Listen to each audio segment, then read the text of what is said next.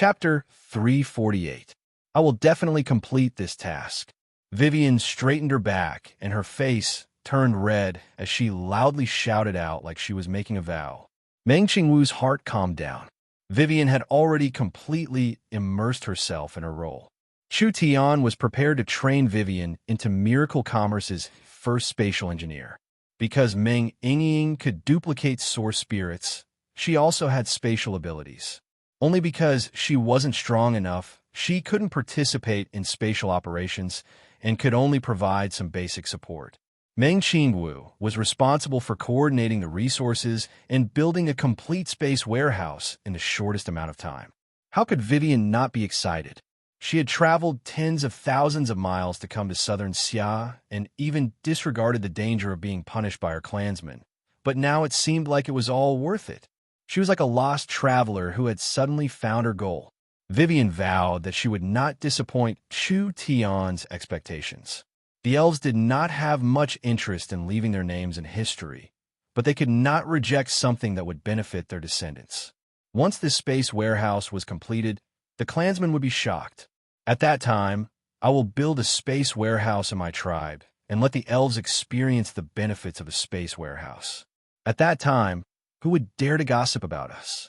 After all, to the elves, a space warehouse was simply a dream come true. The elves did not like coming into contact with the outside world and longed to change their quality of life. This was something that was hard to achieve in the past. But now it was different. The elves did not need to deal with other races.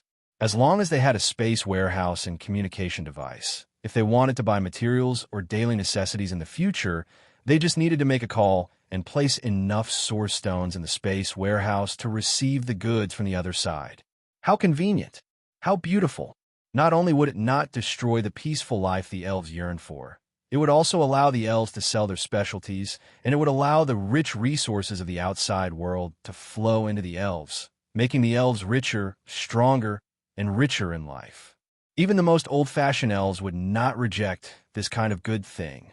If Vivian could help the elves become the first to benefit from the spatial technology, she would become one of the greatest heroes in the history of the elves. The pioneers were always the biggest beneficiaries.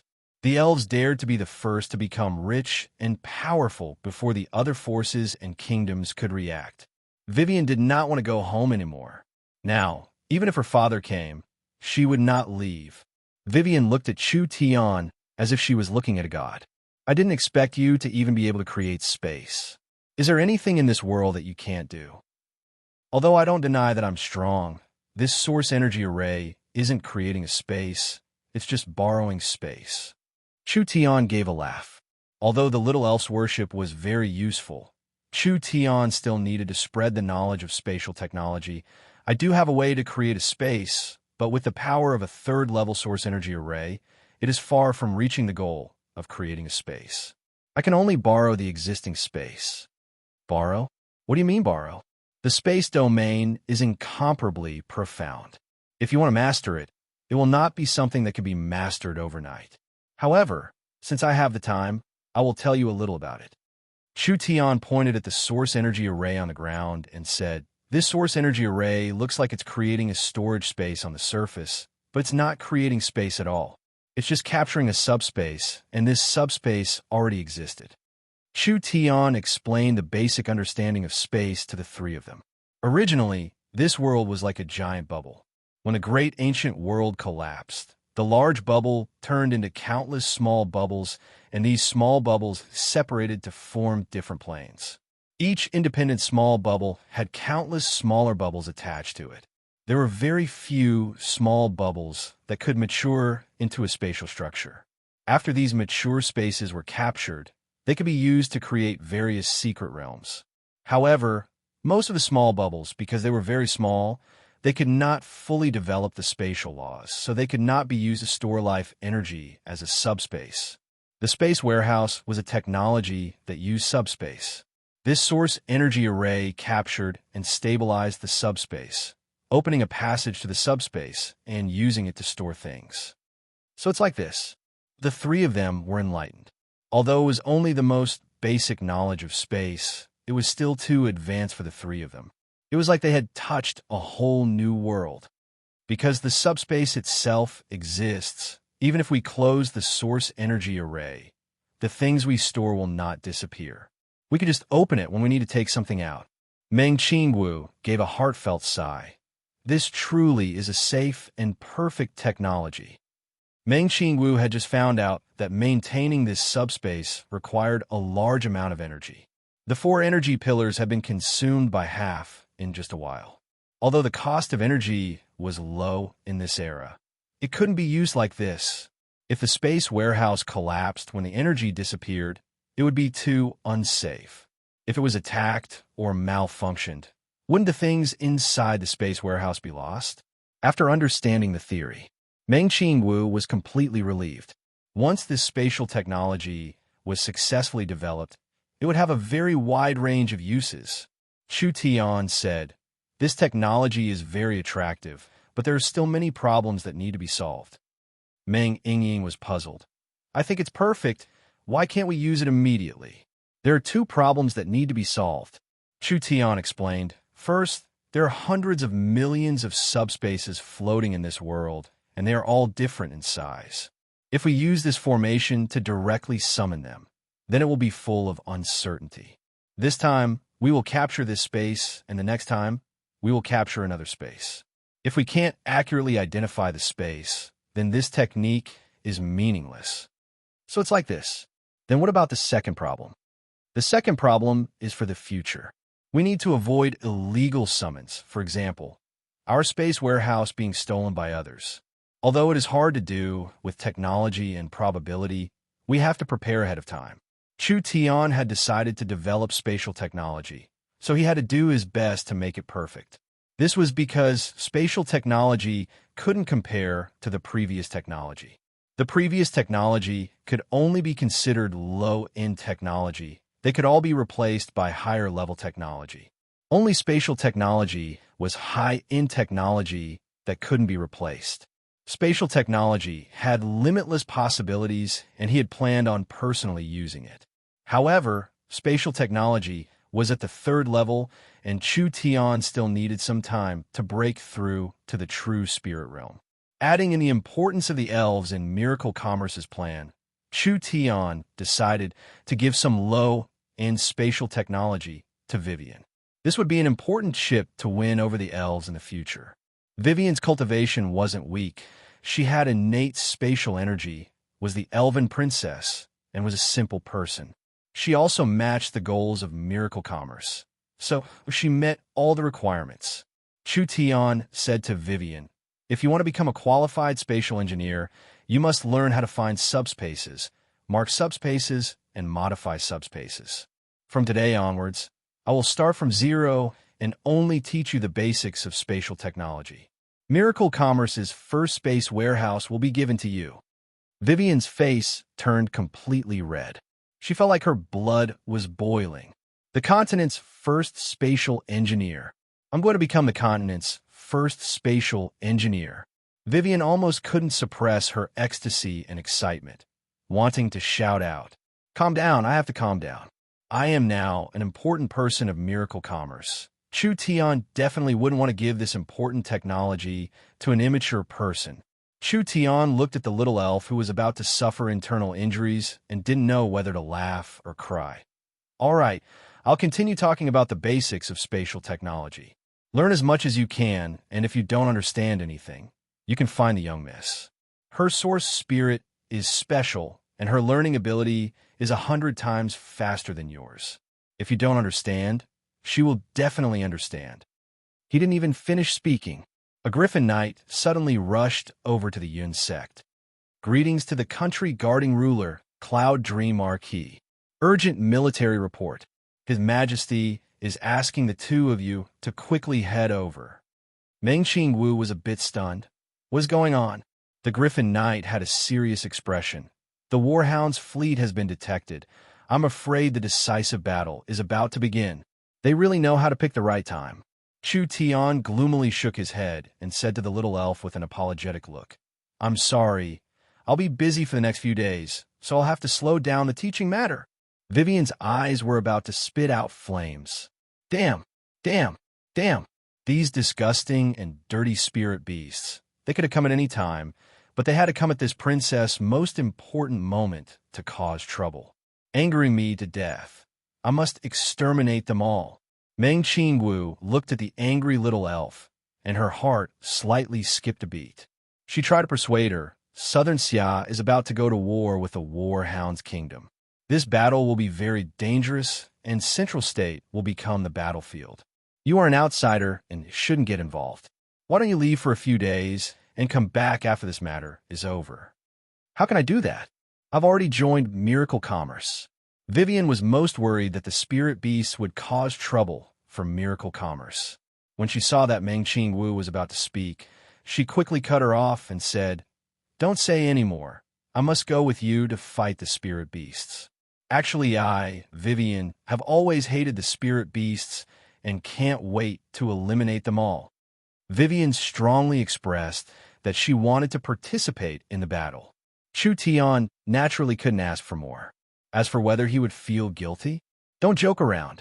Did Chu Tian really think that the elves were a group of good people? The elves were kind by nature, but this kind of kindness was only towards their own kind. The elves have been able to reproduce on the continent for so many years, surviving the slaughter of countless other races and walking towards glory. Just this point alone showed that they were not easy to deal with. There were many races that had been exterminated because of the elves. When the elves dealt with their enemies, they would not be any kinder than humans. Chapter 349. It was reasonable for Vivian to hate the spirit beasts.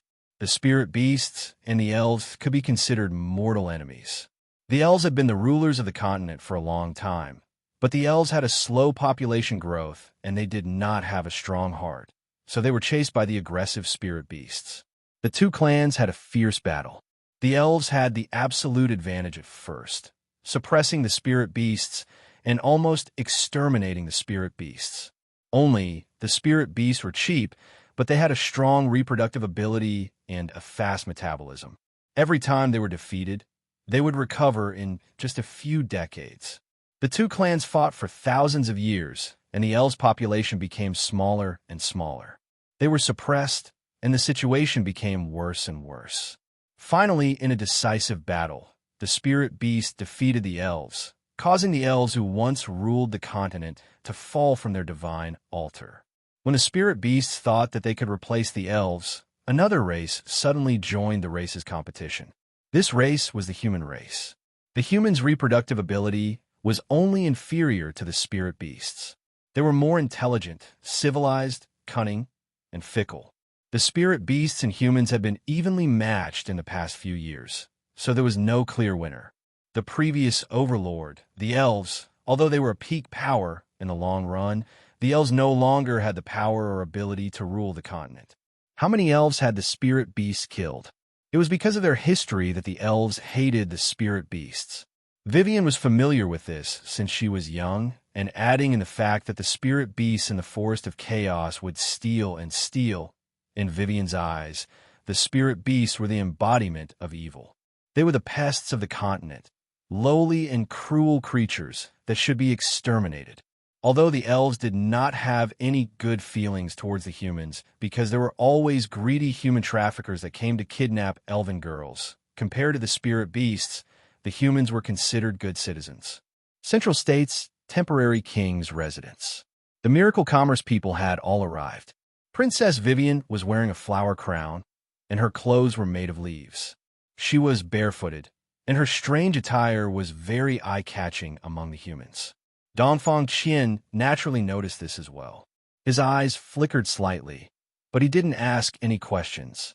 The warhounds have already set off. Our army must prepare a countermeasure. Southern Summer King, you can be assured. Meng Qingwu said in a confident voice, our army has over 100,000 source energy weapons, 10,000 source energy bombs, and 4 source energy cannons.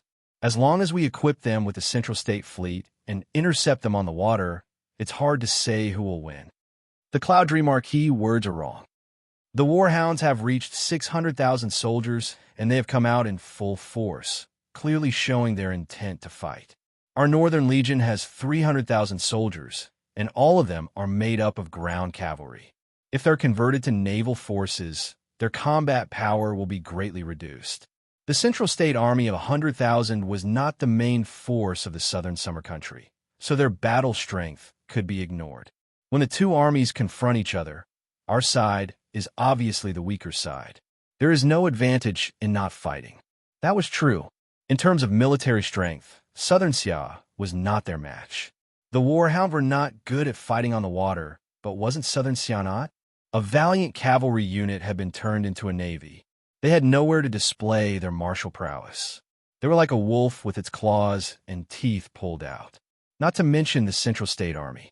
They weren't the main force in the first place, so they couldn't even be on the stage. When the two armies fought, they would collapse as soon as they came into contact. The other qualified commander of the army would definitely analyze the strengths and weaknesses of both sides. Don Fongan looked at the map of the 6 southern counties on the wall. If I was the Fong King, I would not fight on the water and would use any method to land. I would use the land that I'm more proficient in to destroy the Southern Summer Army. If my guesses aren't wrong, the Warhound's fleet will split up midway and use different routes to approach the Central State Army. They will land on land and decide the outcome of the battle. Everyone's expressions changed. If it was like this, it would be hard to handle. They did not know how the Warhound's fleet would change, and the Central State Army did not have the advantage in numbers, so it was impossible to surround them. A general stood up and said, "We will quickly send out troops and try to break them one by one. It's not that easy. The Four States Lake is very large, and the routes can change at any time. How can we block 600,000 scattered enemies?" Dong Fongan said this. This Four States Lake's main force attacking Central State could be a pretense. I've studied the Fong King's tactics. This person likes to make risky moves, so there's an 80 to 90% chance he will lead his air force to cross the northern mountains. While we are fighting the Warhounds at the Four States Lake, he will launch a surprise attack on Central State City and stab us in the heart. Everyone looked at each other in blank dismay. These Southern Summer generals had followed Dong Fongan for many years. Dong Fongan's perception was very strong. He could accurately predict the enemy's actions every time. This was also the reason why he was undefeatable. Everyone thought about the previous 2 battles, and the Fong King's arrangements were very likely. But if it was like this, how could Southern Xia resist? Southern Xia was too weak. Whether it was the air force or the ground force, they would find it hard to resist. Chu Tian broke out in laughter. Dong Fongan was waiting for him to speak, and seeing him finally speak, he immediately asked, "Why is the country guarding ruler laughing? Did the Southern Summer King really forget, or did he deliberately not mention it? Our air force cannot compare to the other side, but we have an underwater force that the Warhounds definitely do not have. The Four States Lake battlefield is Southern Xia's territory. If you give me 100,000 troops and equip them with Miracle Commerce's weapons, I can guarantee that the 600,000 Warhounds will not be able to land. The other 300,000 will be left to defend Central State City. I don't believe that the Warhounds can break through Central State. 100,000 people?" Everyone looked at each other in blank dismay. This boast was way too big. Chu Tian was filled with confidence. "I never boast. I can do what I say. 100,000 people is enough. Do you not believe me?" Dong Fongan thought about it for 2 seconds. "I'll give you 200,000 people. Don't be greedy and try to delay the enemy's formation. Central State City has 200,000 people. It's enough to guarantee their safety." Dong Fongan said, "I'll give the Griffin Knights to you to protect the Central State Fleet. There's no need to worry about Central State City." Damn, this fellow still did not believe me. "Even if you don't believe me, I don't believe you." Chu Tian said, "In order to guarantee Central State's safety, I will leave some Miracle Commerce people to defend. Nangong, Ying, Vivian, you will stay in Central State to help the Southern Summer King. Nangong Yun, Meng Ying. What use could these 2 girls have?" Dong Fongan's eyes fell on Vivian. He noticed Chu Tian's words. Miracle Commerce people? When Chu Tian said this, the elf did not show any displeasure and instead had a calm expression. What happened? Could it be that Chu Tian managed to rope in this elf this quickly? What kind of background did this elf have? Directly roping her in like this shouldn't be a problem, right? No matter what, This was a special time. This elf was very strong and would have quite a bit of use. Dong Fenggan directly sent out the royal proclamation. Central State Shan Feng Ho, Chu Tian, and Meng Qing Wu will lead the Central State Fleet to the Four States Lake and welcome the mighty Warhound's army. 300 large warships were already waiting for orders. 200,000 Southern Xia soldiers gathered at the port. The Southern Summer King, Dong Fenggan, personally came out to send the army off. Dong Fenggan's style was different from Dong Fenghao's. Dong Fenggan did not like to play tricks. After simply motivating the soldiers, he immediately began to coordinate the transportation of supplies. The 100,000 storm cavalry left their horses and turned into the navy. The Southern Summer King understood the army very well. Most of the 100,000 soldiers were good at archery, and archers were a very important part of the fleet. Of the 200,000 soldiers, a third of them were equipped with source energy firearms. Even if they weren't equipped with source energy firearms, most of them were equipped with heavy crossbows. Hong dong dong. There was a series of deep rolling sounds. The newly produced source energy crossbow cannons from Miracle Commerce were being installed on the warships. These source energy crossbow cannons were modified from traditional crossbows, and the crossbow bolts they shot were very destructive high-explosive bolts. There was a total of over 100 of them. They had a range of several thousand meters. There were over 3,000 heavy explosive crossbow bolts. This weapon would become one of the most destructive weapons in a warship battle. Not only could it cause large amounts of damage to the enemy, it could also destroy the Warhound's ships. Other than the source energy crossbow cannons, Miracle Commerce also made several strange launchers. These launchers were used to launch bombs, and compared to the simple projectile weapons from before, these special launchers were more accurate. The shells they used were also specially made, so they had a very terrifying destructive might. Finally, there were two shining source energy cannons that were fixed on Chu Tian's flagship. These two source energy cannons were the strongest weapons Miracle Commerce had ever produced. Even with many factories operating at the same time, they had only made 4 cannons. 2 were left in Central State, and 2 were brought out. These were true killing weapons. Everything is ready. Let's set sail. When the horn sounded, the Central State Fleet carried the hopes of countless Southern Xia citizens and slowly sailed out of the Central State port towards the Four States Lake. Chu Tian crossed his legs as he sat on the deck to enjoy the wind. I never thought that father would lead an army into battle. Young miss, are you nervous? Meng Qing Wu looked over at him. What are you nervous about? It was so dangerous last time, but we still survived. This time we're fully prepared. I don't believe they can play any tricks. Hey, it's best if you're not nervous. Chu Tian stood up and his eyes sparkled. Damn, it's time for us to take our revenge. Have you notified Boss Yu's side? Relax. I've already used the communication device to contact the Giant Shark Gang's headquarters. Boss Yu has already organized a vanguard and is heading towards the Warhound ahead of us. Chu Tian nodded in satisfaction. He hoped that they would do a good job, saving quite a bit of effort for Chu Tian. No matter how careful the Fong King was, he could not understand Central State's strength in this short amount of time. The Giant Shark Gang was a large problem that they didn't expect. Chapter 350. 3,000 Giant Shark Gang elites were standing on the small island with bare arms. Each gang member was carrying a large backpack, and there was a round object in the backpack that was the size of a wash basin. This was the underwater bomb that Miracle Commerce had carefully developed. The 5 leaders stood in front with serious expressions and their hands behind their backs. Boss Yu stood in the center with a fishbone cane, looking over everyone with a deep and sharp gaze. Ever since my Giant Shark Gang has joined hands with Miracle Commerce, we have grown by leaps and bounds in just a short 2 months. We have obtained large amounts of resources, and our gang members have quickly increased in strength, becoming the number 1 gang in Southern Xia. Now that Southern Xia is in danger and Miracle Commerce has been implicated, it is time for us to play our role. Everyone loudly shouted, "Prepare to serve at any time." Working with Miracle Commerce in this period of time, everyone had benefited greatly.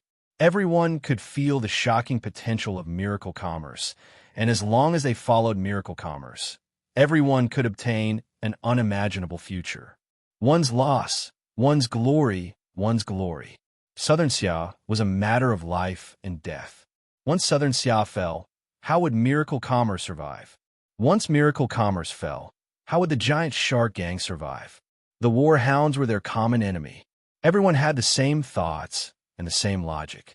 This battle was unavoidable, and they could only give it their all. Gang leader, the Warhound's army is within 200 miles. All right, let's go. The 5 leaders personally led the 3,000 elites into the water. The 3,000 people were like incomparably agile fish, diving several hundred meters into the water. The giant shark gang had already explored the 4 states' lakes' underwater environment, and the surrounding water area was specially chosen by the giant shark gang for the warhounds. This was the deep water area, being several hundred meters deep. Secondly, the underwater terrain was complex with dense reefs, suitable for cover. Even if the warhounds experts opened their mind's eye, they would not be able to find the giant shark gang in the water. The giant shark gang were all cultivators with special bloodlines. Otherwise, even a true spirit cultivator would not be able to hide in the water for several hours. All of their actions were carried out in the deep water, ensuring that nothing would go wrong. Night slowly fell. The 4 states' lake was calm and peaceful. The 3,000 giant shark gang elites passed through the depths of the lake and finally arrived at the warhounds' fleet. At this time, the warhounds were only halfway through their journey, but the fleet had not split up and was still in a concentrated state. Southern Xia knew of the warhound situation, and the warhounds knew of Southern Xia's situation. Now that Southern Xia's fleet had just left, the 2 sides could not come in contact. Separating too early would reveal their intentions and routes. When Bossu looked up from the bottom of the lake, he saw that in the quiet and dark lake, there were hundreds and thousands of black shadows moving. The number was so huge that it was shocking. "Do it," Bossu gestured. The giant shark gang members all floated up and began to split up. They slowly went under the bed and took out a large round-shaped bomb from their backpacks. There was a nail on the top of the bomb that could easily cut through the bottom of the ship. Moreover, it was secured by a hook. Large ships that were more than 100 meters in length were equipped with at least 4 bombs, while the smaller ones were equipped with 2 bombs. The medium-sized ships were equipped with 1 bomb in the center. As for the smaller ships, if there were any left over, they were equipped with as many bombs as possible. In less than an hour, the giant shark gang had already completed their mission. They activated the bomb's explosion function and quickly left the area without anyone knowing. The warhound's army was still valiantly charging forward, not knowing that a seed of destruction had already been planted under their feet. Before dawn, the warhound's strong and fierce fleet passed through the mist that covered the lake, advancing in the direction of Central State. The Fong King's fierce flag fluttered above the sails. The hundreds and thousands of ships were like a large group of terrifying beasts. The warhounds had 3 times the number of ships compared to Chu Tian. There were less than a quarter of the ships, and most of them came from Furnace State, because over half of the ships from Song State and the Imperial region had been burned by the Calm Martial ruler. What if there weren't enough ships? Of course they had to steal them. Because of this, the warhounds' fleet was very messy. There were many merchant ships, mercenary ships, and even large fishing boats. Although there were many ships, it was hard to carry an army of this size. Because of this, most of the ships were filled with people. This could be seen from the waterline. Wang Tianlong and Nangong Ling were fully armed as they stood on the deck. A warhound's chief with 2 blades on his back and his body covered in black bandages was coldly standing beside the 2 of them. He said in a low and deep voice, "Our army is already halfway, and the Southern Xia army has already set sail. It is time to carry out the Fong King strategy." This warhound's chief was a true spirit expert. He was the only true spirit expert in the fleet. Wang Tianlong and Nangong Ling were just puppets. Although they were in charge of giving orders, they were all under the Fong King's orders. This true spirit realm warhound's chief was in charge of monitoring the 2 of them. If the 2 of them made any small movements, the warhound's chief could directly kill them. The 2 of them were very unhappy, but what could they do? The southern summer country had no choice but to lower their heads to the warhounds. Immediately pass down my order, Wang Tianlong ordered the fleet. The 5 armies will split up and advance at full speed to land. When Wang Tianlong's order was given, Hong, the leftmost warship of the war hounds, exploded with a shocking flame. In an instant, several explosions occurred. The extremely ferocious energy was like a volcanic eruption. A ferocious pillar of fire pierced through the bottom of the warship, blasting a large hole in the warship. Following that, the entire warship was torn in half. That fiery light shot up over 20 meters high, and countless beast spirits were thrown out like raindrops. Large amounts of debris were scattered all around, stirring up huge waves that flipped several of the small merchant ships on the side upside down. Wang Tianlong and the others were shocked. Enemy attack! Enemy attack!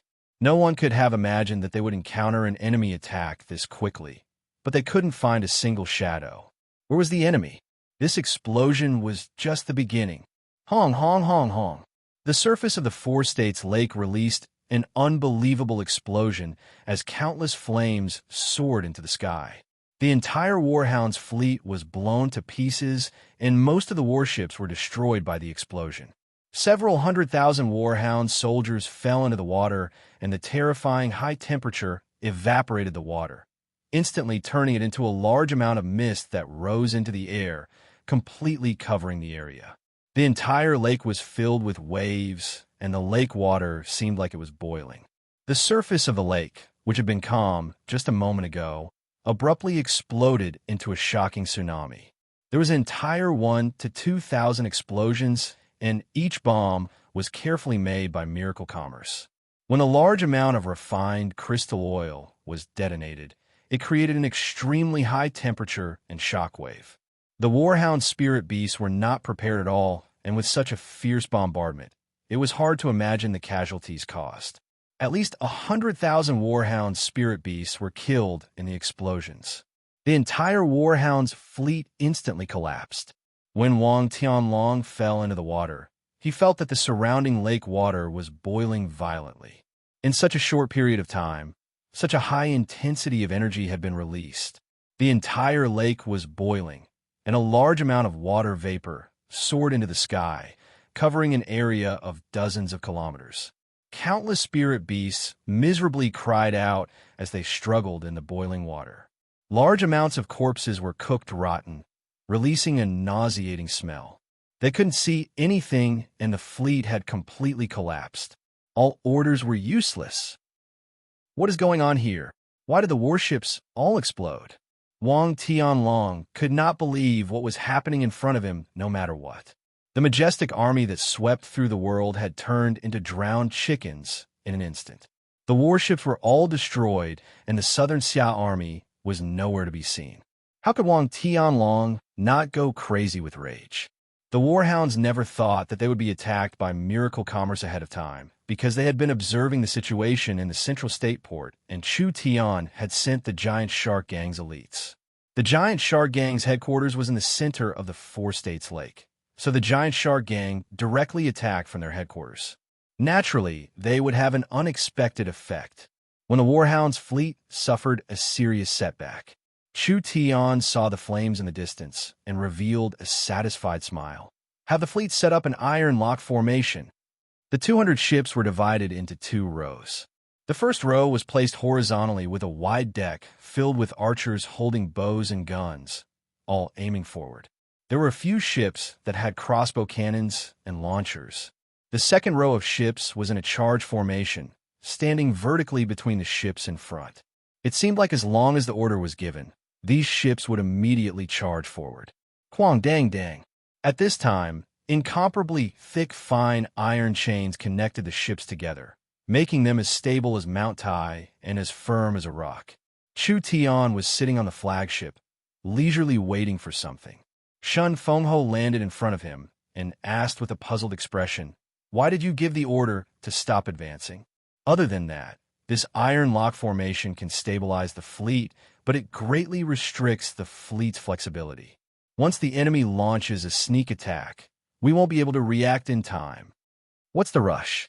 This, Chu Tian pointed at the misty lake and said, "Look." When Shun Fengho looked into the distance, his eyes suddenly froze. What is this? On the calm Four States lake, there was a blue line that suddenly appeared. It looked like a mountain range, but the strange thing was, why was there a mountain on the Four States lake? Just when Shun Fengho was confused, suddenly a warm and humid wind blew, accompanied by a light drizzle. Even the rainwater was warm. The blue outline was getting closer and closer. Shun Fengho's pupils suddenly shrank. What kind of mountain range was this?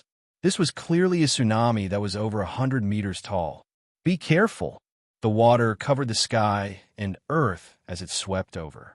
Fortunately, Chu Tian had connected the ships in advance and anchored them.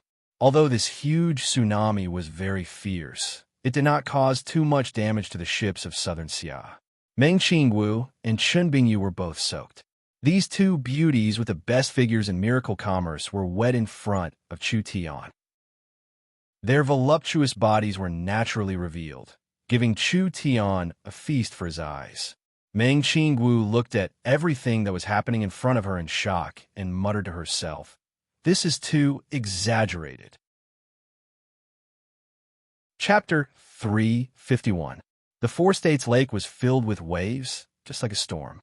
If southern Xia hadn't made preparations, they would have suffered losses facing this kind of attack. They could feel this wave from this far away. Then what was the scene of the Warhound's army in the center of the explosion? Chu Tian gave a few loud laughs. All right. Immediately pull out the anchor. The formation doesn't change. Just line up and move forward at full speed. There's a pot of drowned chickens waiting for us to clean up. Everyone charge forward and surround them. When Chu Tian's orders were sent out, southern Xia's fleet immediately moved. Several hundred warships lined up and surrounded the warhounds. After around half a day, there were large amounts of debris on the lake. Broken masts, broken decks, broken flags. Large amounts of warhounds' corpses filled the water. There were still many warhound soldiers that were still alive that were gathering together, try to find a way to escape by floating objects. Hey, can you hear me? Chu Tian took a large loudspeaker from Meng Qingwu's hands, and his voice spread across the lake, naturally reaching the other side's ears. I'm the Central State Rescue Team's Captain Chu Tian. I heard that there was a large disaster here, so I came all the way here. I never thought that this disaster would be this serious, but you don't need to worry. I'll help you end your pain. Prepare the ballistae and bows. The Warhound soldiers were so angry that their noses almost went crooked. This damn fellow actually used this kind of despicable method. Damn, I knew it was you who did it. Wang Tianlong was in a very sorry state as he stood on a half-turned warship with several hundred Warhound soldiers gathered around him. This will completely anger the Fang King and the Eagle Burial Empire. No one can save you now. Just wait for our revenge. Chu Tian observed them. Wang Tianlong and Nangong Ling. These two traitors were injured, but they were still alive. Their luck really isn't bad. The two of them had a good understanding of southern Xia, so it was natural for the Fang King to give them command. Other than that, Chu Tian also found a true Spirit Realm Warhounds expert, but it was only one, so there was nothing to worry about. After all, the Warhounds army was already like this. How could they still resist? The Fang King was not here. Dong Fanggan's guess was correct. The Fang King launched 2 attacks at the same time. The Warhounds used water to transport their troops, and they used spatial techniques to sneak attack the main city. It was a good plan. Southern Xia's army was very weak. Even if they could stop the Warhounds' fleet, they wouldn't have the strength to defend the main city. If they could defend the main city, they wouldn't be able to stop this army of 600,000 people. The fall of Central State City was almost certain. It was only a matter of time. However, was it really that easy? Chu Tian had just casually tripped the Warhounds, and the 600,000 Warhounds army was stunned. What do they do now? Chu Tian was just getting started. Chu Tian held the megaphone and continued to shout, "Everyone, please prepare yourselves. There will be some bumps later." The Warhound soldiers all opened their eyes wide in shock. What else did this guy want? Chu Tian snapped his fingers. Several silhouettes appeared in the clouds, which turned out to be several giant airships. Each airship was escorted by a small group of Griffin Knights. When the airships appeared, large amounts of heavy bombs fell like rain, constantly falling onto the Warhound's fleet. Wave after wave of explosions filled the Four States Lake. After the powerful bombs exploded in the water, the terrifying pressure created was enough to shatter a person's internal organs. With this kind of wild bombardment, the casualties the Warhounds suffered was unimaginable. Damn, shoot them down for me. A group of vulture cavalry moved out. The Fawn King was worried that the fleet would suffer a loss on the water, so he left a group of vultures to protect the warships. Who would have thought that before the vulture cavalry could even get close to the airships, the Griffin Knights would charge forward with their source energy submachine guns? In that instant, large amounts of light bullets fell onto the vulture cavalry. The fierce firepower stopped the vulture cavalry without any suspense. Wang Tianlong was filled with rage, and the Warhound chief was also filled with rage. They immediately gave the order, charge forward at all costs, and take their warships. The Warhounds were worthy of being an incomparably fierce spirit beast race. Even in this kind of situation, they still resisted and swam through the water, attempting to take southern Xia's warships. This is just the appetizer. Chu Tian raised the sound of the loudspeaker to the max and loudly shouted, "Now it's time for the main course." More than 100 high explosive crossbow bolts shot out, shooting straight into the lake. The entire surface of the lake was instantly covered in high temperature and flames. The fire dragon and water dragon danced together, the violent shock wave shattering the organs of the beast spirits. This wave of fierce attack was like throwing a bomb into the water filled with fish, instantly killing and injuring a large number of fish. Activate the launcher. The Miracle Commerce staff opened a rectangular box. This launcher was actually a honeycomb-shaped launcher. When a Miracle Commerce staff activated the launch button, waves after waves of bombs shot into the sky. They were very dense as they fell onto the water, instantly creating a chain of explosions. Too terrifying. How was this a war? This was simply a one-sided slaughter. The 3 waves of attacks were very short, not giving the Warhounds any time to react. Several tens of thousands of Warhound soldiers died, and almost all the Warhound soldiers were heavily injured. But the Warhound soldiers were also very fierce. Although they fell into the water, they wildly swam forward, charging forward without a care for their lives.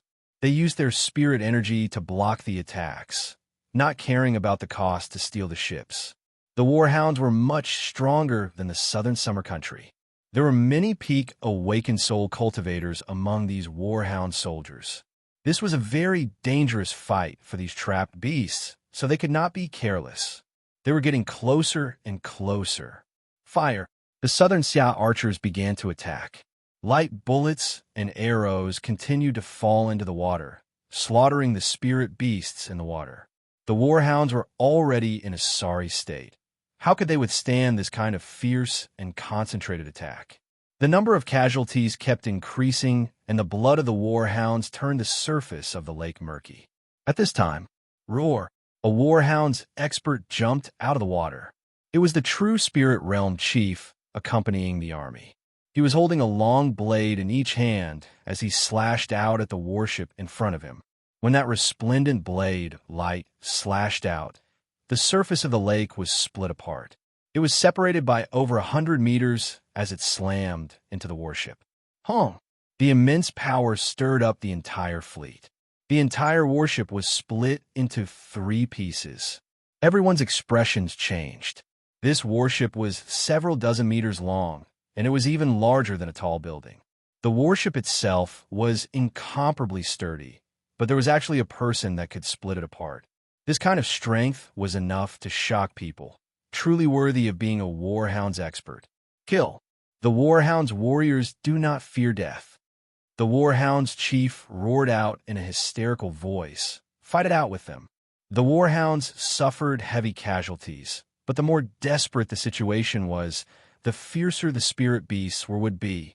One Warhound's expert after another circulated their spirit energy to jump out of the water.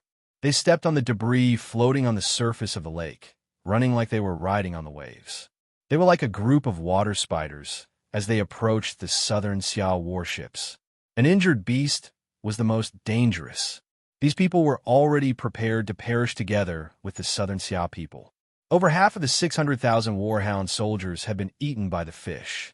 Even if the remaining warhounds attacked with all their strength, the threat could not be underestimated. Young Miss, activate the source energy cannon. Meng Qingwu had already been waiting for the order, so she immediately activated the source energy cannon on the flagship. This source energy cannon was made of a precious third-level metal, being a dark silver color. The smooth surface was covered in runes, and the structure was very precise, just like a work of art. Big Sister Bing, give me the cannon shell. Chun Bingyu threw a cannon shell that was thicker than an arm over. Chu Tian placed the entire source energy cannon shell into the cannon, and the patterns on the surface of the cannon began to glow. An incomparably strong energy condensed in the cannon, and an incomparably dazzling light was released from the cannon's mouth. A true spirit expert was too fast. It was hard to lock onto the other side with the naked eye. The source energy cannon was very strong, and Chu Tian only had one chance because once he failed, the other side would be alerted and be on guard. It would be much harder to succeed again, so he had to succeed on his first try. Mind's lamp, ignite. Chu Tian's divine sense locked onto the other side, and he suddenly activated the source energy cannon. With a heaven-shattering sound, the empty cannon shell was ejected and a wave of white light shot out like a meteor. It tore through the sky and tore through the void, surpassing the speed of sound by several times as it instantly landed on the true spirit expert. Fast. Too fast. It was already too late for the warhound's chief to react. When the white light swept past him, half of his body disappeared. A respected, true spirit expert. He had actually been killed by the other side's strange weapon. It was this clean, without the slightest bit of hesitation.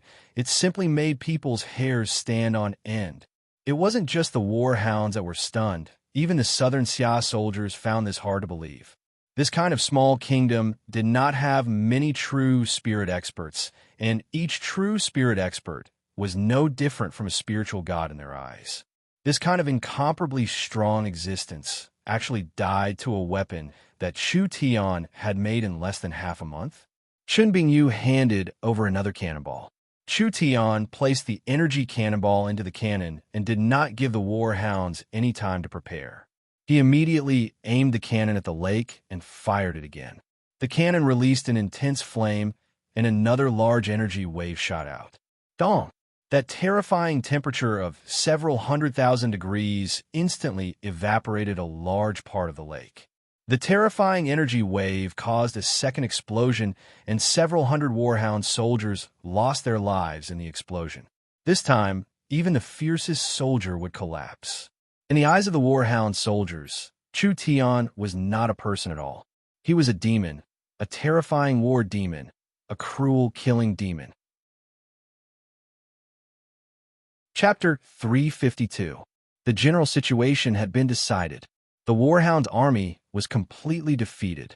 The first wave of explosions killed over 100,000 people, and the following waves of explosions killed over 100 to 200,000 people.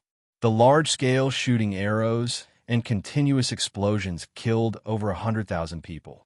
A super army of 600,000 people. How many of them were left? The warhounds were not afraid of death.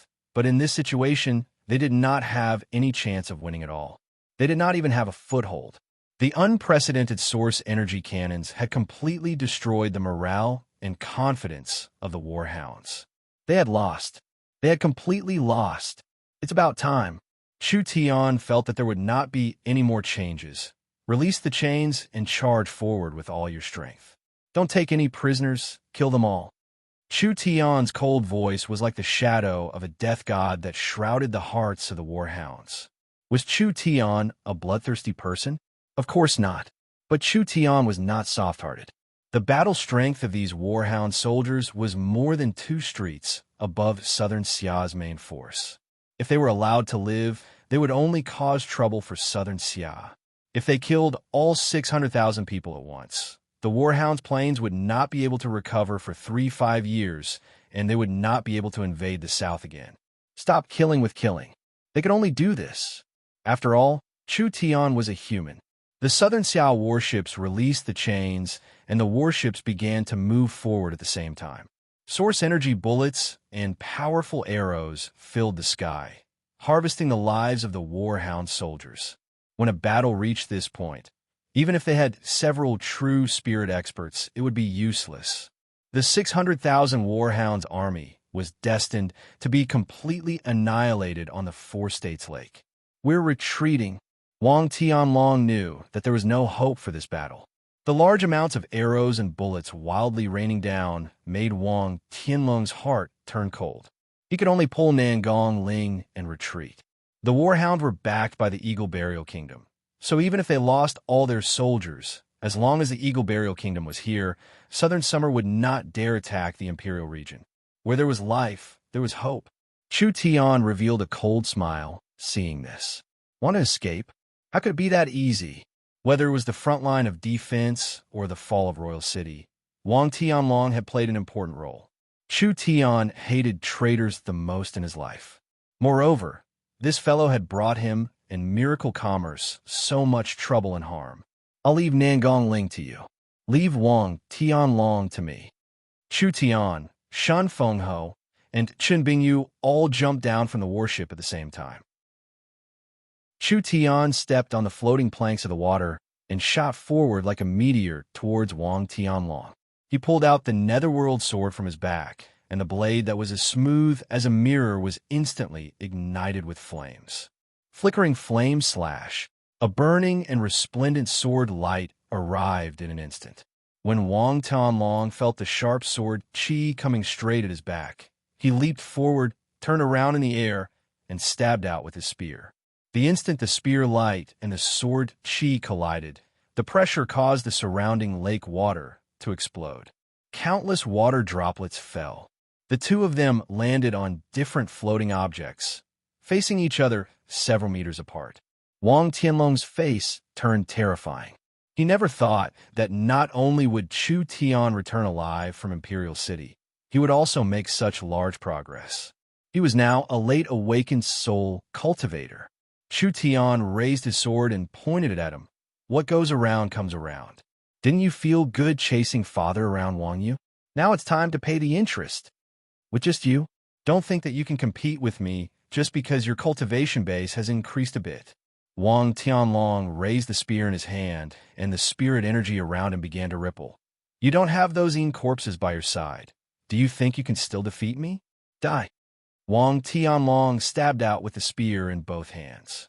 The lake water began to surge and formed 4-5 flood dragons that charged at Chu Tian at the same time. Flame, demon transformation. As Chu Tian retreated, his body was suddenly covered in a layer of raging flames, and he instantly turned into an incomparably tall demon. The powerful energy released from his body instantly evaporated the water dragons around him. A large burning sword slashed at Wang Tianlong. Before the sword even reached him, the fierce and cold sword qi actually froze the surrounding lake. When Chu Tian used the flame demon transformation before, he had to spend a long time accumulating netherworld ghost flames, but now he could instantly use it. It could be said that he had made a large progress. Wang Tianlong's talent was around the same as Chu Xinghe's. When Chu Tian's cultivation base was lower, he could use the flame demon transformation to defeat Chu Xinghe. If Wang Tianlong wanted to block it, it wouldn't be that easy. Flood dragon body protection. Wang Tianlong's body was covered in mist as countless golden flood dragons quickly moved around him. Those golden figures moved back and forth, forming a golden cover around Wang Tianlong.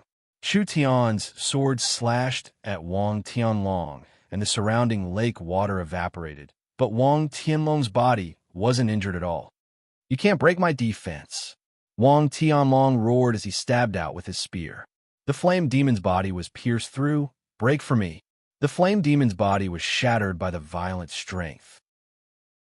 Meng Qingwu saw this scene from afar, and she couldn't help covering her mouth. A peak ninth awakened soul layer cultivator was too strong. He could actually break Chu Tian's flame demon transformation. She knew that the essence of Chu Tian's flame demon transformation was to release the weapon spirit's power and fuse it with his body. Although the flame demon transformation could increase his strength by a large amount. Once the flame demon transformation was released, Chu Tian's netherworld sword would be weakened for a period of time, and he wouldn't even be able to use his normal strength. Wang Tianlong was not pleased for long, because he found that the netherworld ghost flames that had exploded had all gathered onto Chu Tian's body under some kind of gravitational force. The several-meter-tall flame demon had turned into a 2-meter-tall flame demon. At this moment, Chu Tian, from head to toe, from his arms to his weapons, he was completely covered in a layer of netherworld ghost flames. Only this layer of flames did not scatter. It was like an armor was attached to Chu Tian's body. He looked like a life form carved out of blue and white crystal. Wang Tianlong's pupils shrank. This is... Chu Tian's low and deep voice came from the crystal-like life form. This is a new move I've created, the second state of the flame demon transformation. The flame demon transformation was a secret technique Chu Tian had created based on the 9-demon and God transformation. It allowed Chu Tian to merge with the weapon spirit netherworld, increasing his strength by a large amount. When Chu Tian's cultivation base became a substitute, he had modified this secret technique and created this second state. The first state's specialty was becoming larger, increasing its destructive power and attack range. The second state's specialty was becoming smaller, decreasing its attack power, but increasing its flexibility and defense. Boring. No matter how many tricks you use, it's useless. Wang Tianlong thrust his spear at Chu Tian. Go die. Chu Tian's figure swayed. Ripples appeared on the surface of the water. Chu Tian instantly disappeared, leaving behind a sonic boom in the air. The spear glow created a giant wave on the surface of the lake, but it did not even touch the hem of Chu Tian's clothes. Such a fast speed. Perhaps it had already surpassed the speed of sound. Wang Tianlong was shocked. This speed was not inferior to his. It was even a bit faster than Wang Tianlong's. But this was impossible. Chu Tian only had a cultivation in the 7th awakened soul layer. How could he be this fast? So, a sword came slashing at his back. Wang Tianlong quickly raised a spear to stab back. Chu Tian quickly retreated, not having any intention of tangling with him. Wang Tianlong mainly cultivated a defensive cultivation technique, so he did not have a fast movement speed. Now that Chu Tian's speed was this fast, Wang Tianlong had no way of attacking him. Chu Tian could clearly see the flaw in Wang Tianlong's cultivation technique. Wang Tianlong's defensive cultivation technique was very strong, but once Wang Tianlong used this cultivation technique, only a true spirit realm expert could break through it. Even Chu Tian could not do this, at least not with the cultivation of the 7th to 8th awakened soul layer. However, this cultivation technique had a clear flaw, which was that it consumed too much energy. In other words, this defensive cultivation technique was very strong, and it could be used to defend, making it hard for people to touch it. But to maintain this defense, it needed to burn a large amount of spirit energy. Chu Tian did not need to forcefully attack. He just needed to stall for time. When Wang Tianlong ran out of spirit energy, he could break him in one fell swoop. Wang Tianlong brandished his spear as he angrily attacked. But Chu Tian's speed was above his, and Chu Tian's divine sense was also above his, so he could predict the enemy's movements, not letting Wang Tianlong touch a single hair on his body. Time ticked by. Chu Tian did not consume too much energy, but Wang Tianlong was already feeling like he couldn't hold on anymore.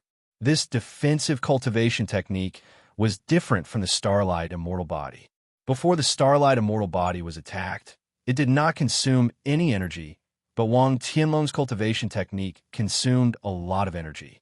This was not a long-term defensive cultivation technique, but rather a life-saving technique.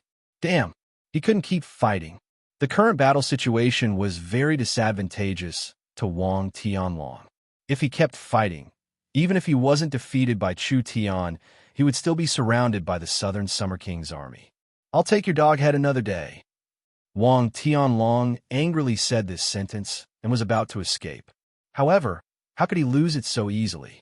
Not long after Wang Tianlong left, a large amount of dark red needles shot out of the water. They instantly pierced through Wang Tianlong's protective spirit energy and landed on his body. Wang Tianlong gave a pitiful cry. That strong defense instantly revealed a flaw. Good chance. Chu Tian's legs stepped out of the water, and with the speed of the Flame Demon Transformation's second layer, he released the Netherworld Raging Flame Slash, increasing his speed even further. That sword glow was like a sharp beam of light as it instantly slashed across Wang Tianlong's neck. Wang Tianlong's eyes opened wide. He felt like he was flying and the entire world was spinning around him. When he looked down, he saw a headless body that had been slashed by a bright sword glow. Am I dead? If he knew this would happen, he would not have chosen this path. This was the last thought that remained in Wang Tianlong's mind. Chu Tian had used a trivial 7th Awakened Soul Layer cultivation to kill a peak 9th Awakened Soul Layer cultivator. On the other side, Shan Fengho and Chun Bingyu had worked together to kill Nangong Ling without any suspense. 2 traitors had been killed at the same time, and the 600,000 Warhounds army had been completely wiped out. Southern Xia had been defeated twice. Their 1,000,000 soldiers had been killed. Their imperial city had been taken. The imperial region had fallen. The marshal had died, and the Southern Summer King had been killed. All of their humiliation had finally ended. Chapter 353. To the north of Central State City, there were high mountains and layers of rocks, covering over 1,000 miles. The terrain was very complex, and it was filled with fierce beasts, so there was not a single safe path. Even the most experienced mercenaries would find it hard to pass through, not to mention the tens of thousands of troops on the ground. It was because there was a natural barrier separating Central State and the north that no one thought the Warhounds could attack from the north. On a mountain that was less than 100 miles from Central State, from the middle of the mountain to the peak, there was a dense amount of vultures. The black flag of the Warhounds fluttered in the wind, and the sharp weapons of the tens of thousands of soldiers released a cold glow that could freeze a person's heart. The 4 Warhounds chiefs asked, "It's about time, let's begin." The Central State Army should already be fighting the Warhounds at the Four States Lake. The Central State Army was busy chasing the Warhounds, so it was impossible for them to return. This was a good chance to launch a surprise attack on Central State. But for some unknown reason, the Fong King did not give the order and was thinking about something with a frown. What is the Fong King waiting for?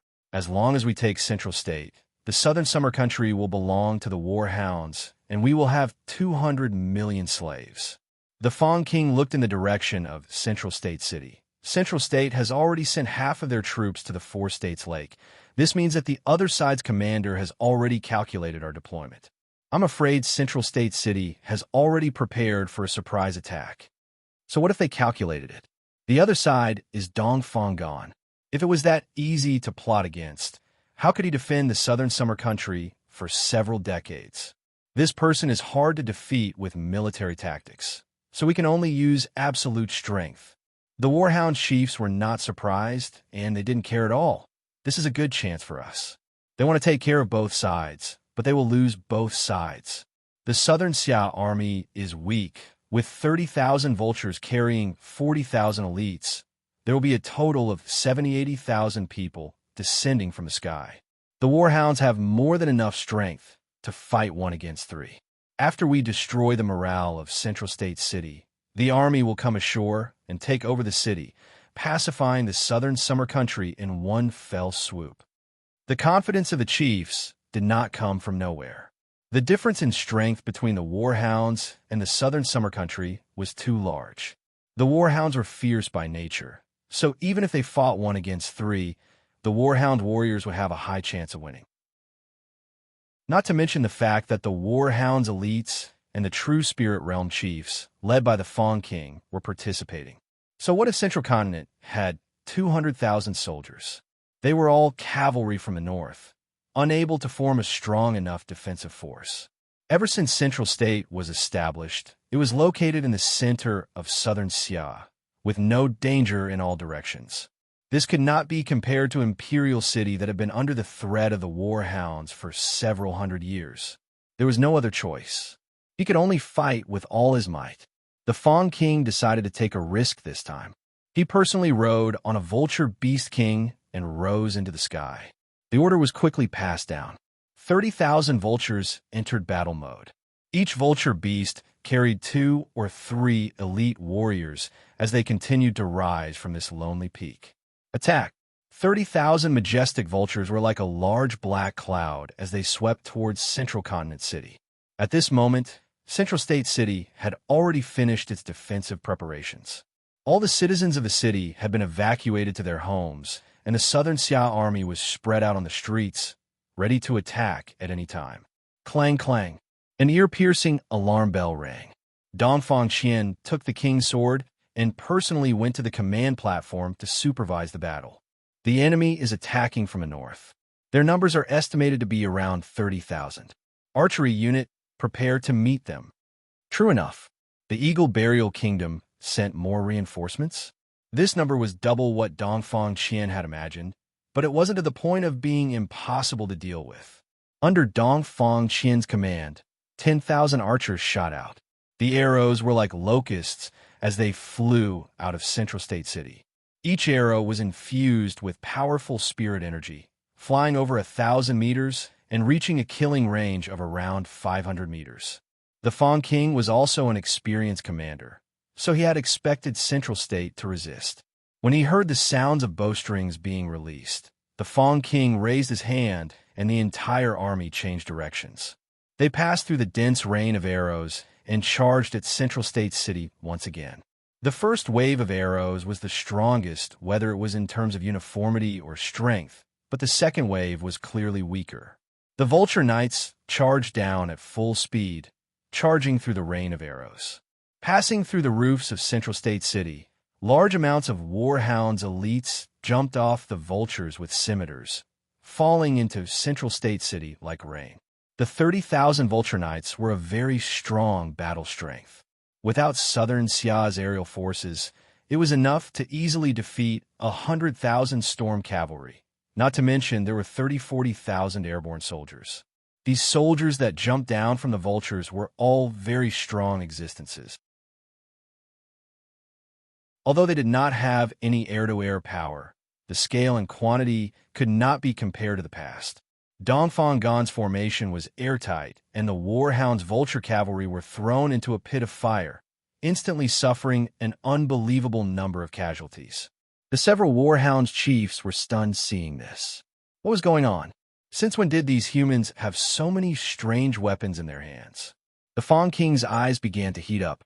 As expected, this kind of weapon could be quickly produced, and the material cost was very low, allowing them to produce this much in a short period of time. If the Warhounds delayed their attack by 3-5 months, perhaps the Eagle Burial Kingdom would personally send out their troops. They would need to pay a large price to capture Southern Xia. This was great. If they could obtain this technology for the Eagle Burial Kingdom to use, it would be worth 10 Warhound kingdoms. Go full force attack. The 4 True Spirit Realm Warhounds chiefs made a move. The 4 True Spirit Realm experts each had the strength of 1,000 cavalry, and the 4 of them attacking together did not lose to 10,000 cavalry. They instantly tore apart Southern Xia's defenses and caused quite a bit of casualties to Southern Xia. Humph! The spirit beasts are acting fierce. Watch me deal with them. Vivian wanted to make a move. Wait a minute. Meng Yingying suddenly called out to her. Now is not the time. Your target is the other side's Fawn King. Vivian said through gritted teeth. These fellows are too despicable. It's simply intolerable. Don't be anxious. We'll give them a taste of our strength. Nangong Yin put away the exaggerated storm rifles and took out the source energy cannons. Meng Yingying loaded the source energy cannons, and the 2 of them aimed the cannons at the true spirit cultivators flying in the sky. Open fire. Huh! Amidst the earth-shattering roar, that white light was even more dazzling than the sun as it instantly tore through the sky. It flew through the sky and hit a warhound's chief, instantly vaporizing most of his body.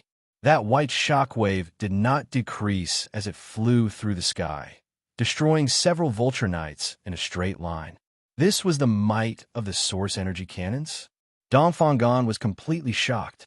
Chu Tian had described the source energy cannons before, saying that this thing was several hundred times stronger than normal source energy pistols. Dong Fangan already knew that the source energy cannons were not weak, but he never thought it would be this strong. This was simply too shocking. It wasn't just Dong Fangan who was shocked. When everyone felt the bone-chilling destructive might of the source energy cannons, they couldn't help feeling their souls tremble. This thing was just too strong and too terrifying. The Fang King's face turned green. Did he still underestimate the Southern Xia humans? But since the humans had this kind of weapon, why didn't they use it in Imperial City? How many of these weapons did Southern Xia have? If there were enough of them, it would be enough to equip the fleet. The Warhound army on the Four States Lake would be in danger. The cost of the source energy cannons was very high. Miracle Commerce had used the National Treasury's resources, but they could barely make 4 of them. Of course, they couldn't equip the entire army, but when 2 armies faced each other, just 1 or 2 of these weapons was enough to deter an army of 10,000. Continue firing. Nangong Yun and Meng Yingying continued firing. The terrifying explosions of the source energy cannons echoed through the sky. Because the enemy true spirit experts were already on guard, it wasn't easy to kill them anymore. However, it was enough to kill large amounts of the Vulture Knights and deal a destructive blow to their morale. The Fang King roared, "Don't panic, there are only 2 of these weapons. Whoever kills them for me, these 2 weapons will belong to them." The Warhound's warriors were filled with excitement. Who didn't want this kind of weapon that could instantly kill true spirit experts? There would be brave men with great rewards. The 3 Warhound's chiefs personally moved out, leading the Vulture Knights to attack Meng Yingying's group. Chapter 354. The Warhound chiefs were attacking Miracle Commerce, so Dong Fangan could not just sit back and do nothing. His source spirit turned into a large bow covered in blood runes, and wild spirit energy was poured into the bowstring, turning it into 3 arrows. They saw him gather energy and suddenly shoot them into the sky. The 3 arrows flew into the sky and turned into 3 giant spears. Like meteors falling from the sky, they flew at the 3 chiefs with an incomparably strong might. This power, it was without a doubt Dong Fangan. Dong Fangan was an old opponent of the Warhound's plains, so none of the Warhound's chiefs dared to look down on him. When the 3 of them saw Dong Fangan's sudden attack, they immediately joined hands to create a giant energy barrier. 3 giant spear-like arrows slammed into the barrier, creating the sound of glass shattering. The Fang King locked onto Dong Fangan's position and gave a cold snort. He pulled out the golden drum and stomped his feet, flying into the sky. Just like a giant bird spreading its wings, it was like a mountain pressing down. "My king, be careful." The 2 personal guards did not have time to release their source spirits. The purple-gold thunder god's drum released 2 bolts of lightning that struck their bodies. Like 2 pieces of paper being torn apart, the 2 personal guard were turned to ashes. The Fang King did not stop at all. That golden drum already contained a terrifying thunder energy, and it released an even more resplendent glow. When it flew at Dong Fangan, tens of thousands of bolts of lightning shot out in all directions, just like a giant spider web. Although Dong Fangan had never fought with the Fang King before, from the pressure he felt, this person's cultivation was not below his own and even surpassed him by quite a bit. That long bow turned into a set of armor, and Dong Fangan took out a treasure sword filled with a majestic aura. It was the Southern Summer King's sword. This sword was not just the symbol of the Southern Summer King. It was also a powerful divine weapon. Dong Fangan released his full strength to block the Fang King's shocking attack. Dang! When the golden drum hit the king's sword, the ground under the two sovereign kings' feet caved in by half a foot, and a shallow pit appeared in a radius of 30 meters. The surrounding buildings were shattered, and the large and small stones, along with the people, were moved dozens of meters away by the irresistible force. There seemed to be a strong energy field surrounding the two of them. This force field was unimaginably strong. Large amounts of surging spirit energy collided and even created flames and thunder. Almost everything that was enveloped in this force field was crushed by the tyrannical spirit energy storm. The Fang King's attack was incomparably wild, and Dongfanggan's momentum was much weaker, but Dongfanggan's armament source spirit had already turned into a defensive state, so it was enough to absorb most of the damage. This attack seemed to be evenly matched. However, both sides did not move their weapons away. Instead, they continued to wrestle. Ha! The Southern Summer East country is only SOSO. The Fang King used some kind of secret technique, causing all the tendons in his body to bulge out, and the power he erupted with became stronger and stronger. Dongfanggan's feet continued to sink deeper and deeper, increasing the size of the crater. Thunder God, give me strength. A bolt of heavenly lightning fell from the sky and landed on the golden drum, increasing the might of this weapon by over half. Dongfanggan found it hard to resist this sudden increase in strength. Large amounts of lightning continued to fall on Dongfanggan's body, and the armor formed from the armament's source spirit was like it was being wildly pounded by a boxer, as large amounts of holes appeared on it. Of course, Dongfanggan was unwilling to lose, so he also began to resist. The runes on the surface of the king's sword were all undone, and a wave of energy sealed within the king's sword burst out, instantly creating a shocking amount of extremely sharp sword chi. The Fang King did not have any defenses, and a large amount of bloody mist instantly erupted from his body. There were dozens of wounds on his body. What difference is there between these wounds and being cut by a small knife? The Fang King's right hand held the golden drum, and his left hand condensed a fierce energy, slamming it at Dongfanggan's chest. Dongfanggan also raised his fist at the same time, and also sent it at the Fang King. The moment the two fists collided, this time the entire force field was broken. When the terrifying energy leaked out, the surrounding ruins were flattened in a single breath. Dongfanggan's source spirit armor shattered, and he was sent flying several hundred meters like a cannonball. Like a meteor, he created a large hole in the ground, and his organs were all injured. The Fang King's strength was very deep. Even Dongfanggan was weaker than him by quite a bit. Against a person like the Fang King, it was hard for Southern Xia's experts to defeat him alone. They could only use a suicide squad to consume his spirit energy and kill him when his strength was weak. Kill the Southern Summer King. Kill the Southern Summer King. The Warhound's army was filled with excitement when they saw the Fang King's bravery. Southern Xia's firepower was too strong, so it would be very hard to take down Southern Xia. However, if the Fang King could kill the Southern Summer King, Dongfanggan Central State would fall into chaos, and they would have a chance at that time. Even if they failed to take down the city, there would still be chaos, and it would be much easier for the army to attack. Of course, the Fang King would not miss this good chance. The golden drum released a dazzling bolt of lightning that stabbed at the retreating Dongfanggan. However, the space in front of him twisted at this time, and a petite figure came out. Who is it? This person's appearance was too sudden, and the Fang King did not have time to defend.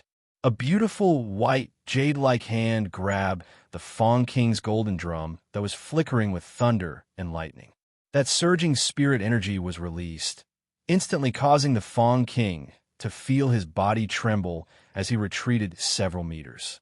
That figure flashed and appeared behind him again.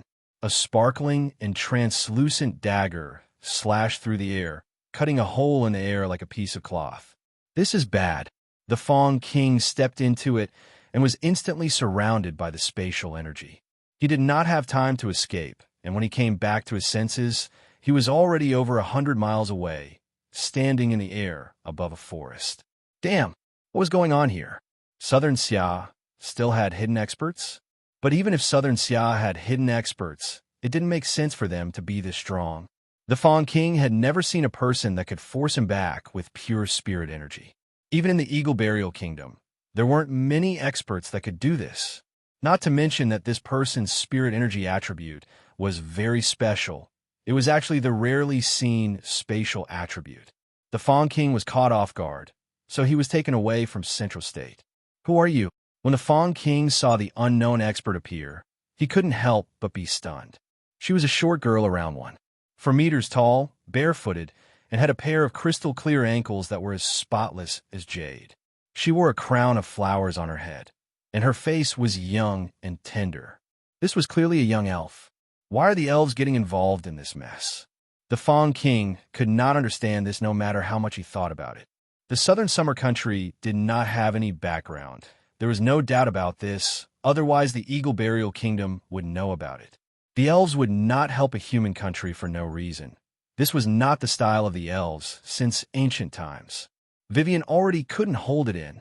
Before Chu Tian left, he had told her that she couldn't reveal her strength and identity in front of too many people. Otherwise, the entire Southern Xia would know that there was a young elf helping them beat back the spirit beasts. The elven forest would immediately know about this, and it would be bad for miracle commerce. The best method was to take advantage of the Fawn King and the Southern Summer King's fight and suddenly make a move. Before anyone could react or even see what was happening, Vivian would send the Fawn King out of the battlefield. This way, the warhounds would lose their leader and Vivian would be able to fight as she pleased. Do elves need a reason to fight spirit beasts? Vivian had fought quite a few spirit beast experts in the forest. This Warhound's Kingdom's Fawn King was a bit troublesome, but he was not Vivian's match with his strength. Seeking death, the Fawn King instantly stabbed out with the drum. Spatial crack. Vivian was prepared to use the method she used on Dong Fang'an to deal with the Fawn King. First, she would tear open a spatial crack to block the Fawn King's attack, and then she would create another spatial crack on the Fawn King's body. As long as the Fawn King's weapon touched the spatial crack, the one who would be pierced by the spatial crack would be himself. The Fawn King could feel the spatial energy fluctuations, and his weapon stopped in front of the spatial crack. However, the golden drum released lightning that went around the spatial crack to shoot at Vivian. This spirit beast really did have some skills. Vivian had fought quite a few strong characters in the Forest of Chaos, but there were very few opponents that could see through Vivian's spatial manipulation. For the Fawn King to be able to do this, it really wasn't simple. Vivian's source spirit was the spatial dagger, and her main ability was to create spatial cracks in space. All of her attacks, defenses, and movements were based on this foundation. Vivian could not only teleport through space, she could also cut through space and do things normal people couldn't do. Therefore, no secret realm or cage could trap her. Other than that, Vivian also had an extraordinary attack because she could cut through space, so she could cut through anything on a spatial level. Cut! Vivian's right arm swung out. Space was torn apart by an invisible power, and it was like a large mouth swallowing the lightning. The Fawn King's expression slightly changed. With your strength, why are you working for the Southern Summer Insects? Could it be that you're interested in miracle commerce and Chu Tian's knowledge? If it's like this, we can share it and mind our own business. The Fawn King was a bit scared. This little elf's cultivation was a bit higher than his, and she had the innate spatial energy that was 1 in 100 million on the continent. Even if the Fawn King was strong and experienced, it would be hard for him to kill the other side. Vivian curled her lips in disdain. I don't want to work with spirit beasts. If you don't die today, then I will live, so what's the point of saying so much? The Fawn King was also enraged. This elf simply didn't know what was good for her. The Fawn King raised the golden drum and summoned thousands of bolts of lightning. It was like a dense rain that wildly poured out in all directions. This elf's innate talent was not normal, but she had to cut through space to control it. The Fawn King filled the surrounding space with lightning, and it was hard to tell where the Fawn King was with the naked eye. Vivian wanted to cut through space to teleport over, But when a spatial crack opened beside the Fawn King, large amounts of lightning wildly poured into it, making it impossible for Vivian to teleport. Was he filling his body with energy to stop Vivian's movements? No, this was just the beginning. Thunder God's body. The lightning in the surroundings suddenly gathered together and attached to the Fawn King's divine sense, turning him into a giant more than 6 meters tall. This giant had a beast face and a human body with a pair of giant wings. His body was made of lightning energy, and the Fawn King's aura instantly increased by several times. This was a thorny problem.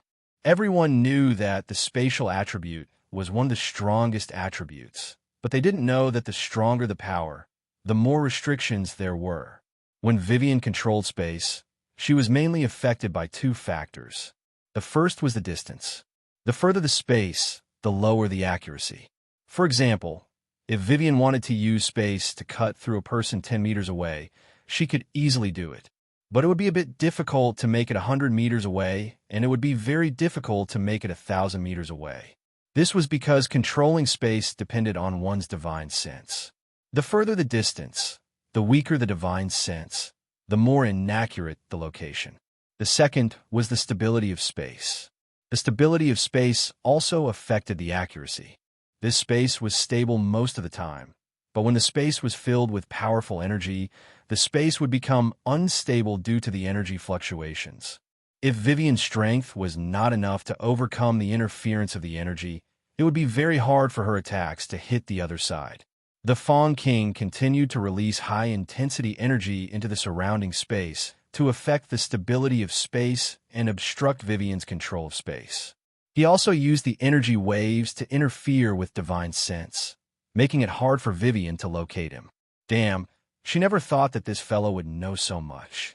Could it be that he had dealt with a spatial source spirit before? Vivian put away her contempt. This time she was facing an experienced soldier.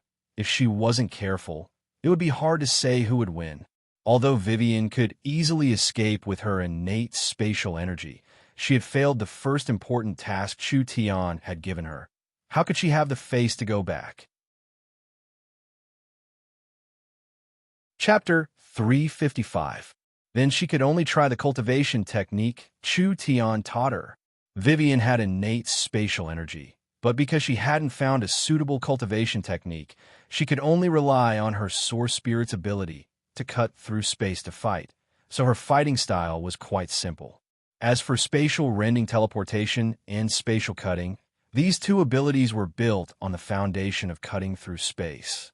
Now that the Fawn King had sealed off the surrounding space with lightning, Vivian couldn't teleport over.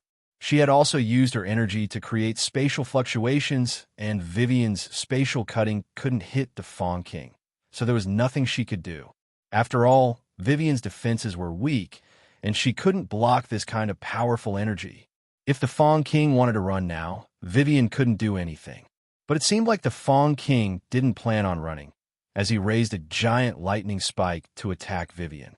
The Fawn King was clear that this elf's innate spatial energy could tear through space to teleport. So even if he ran, he would be caught. Not to mention, as the commander of the army, how could the Fawn King abandon the army and run? This elf's defenses were very weak, and other than spatial techniques, she had no other abilities. As long as he could get close, he should be able to kill her in a single strike, even if the other side's cultivation was higher than his. How could Vivian not know what the other side was thinking?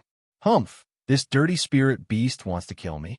Vivian had only cultivated the void-escaping cultivation technique for a few days, but she had already grasped a few tricks.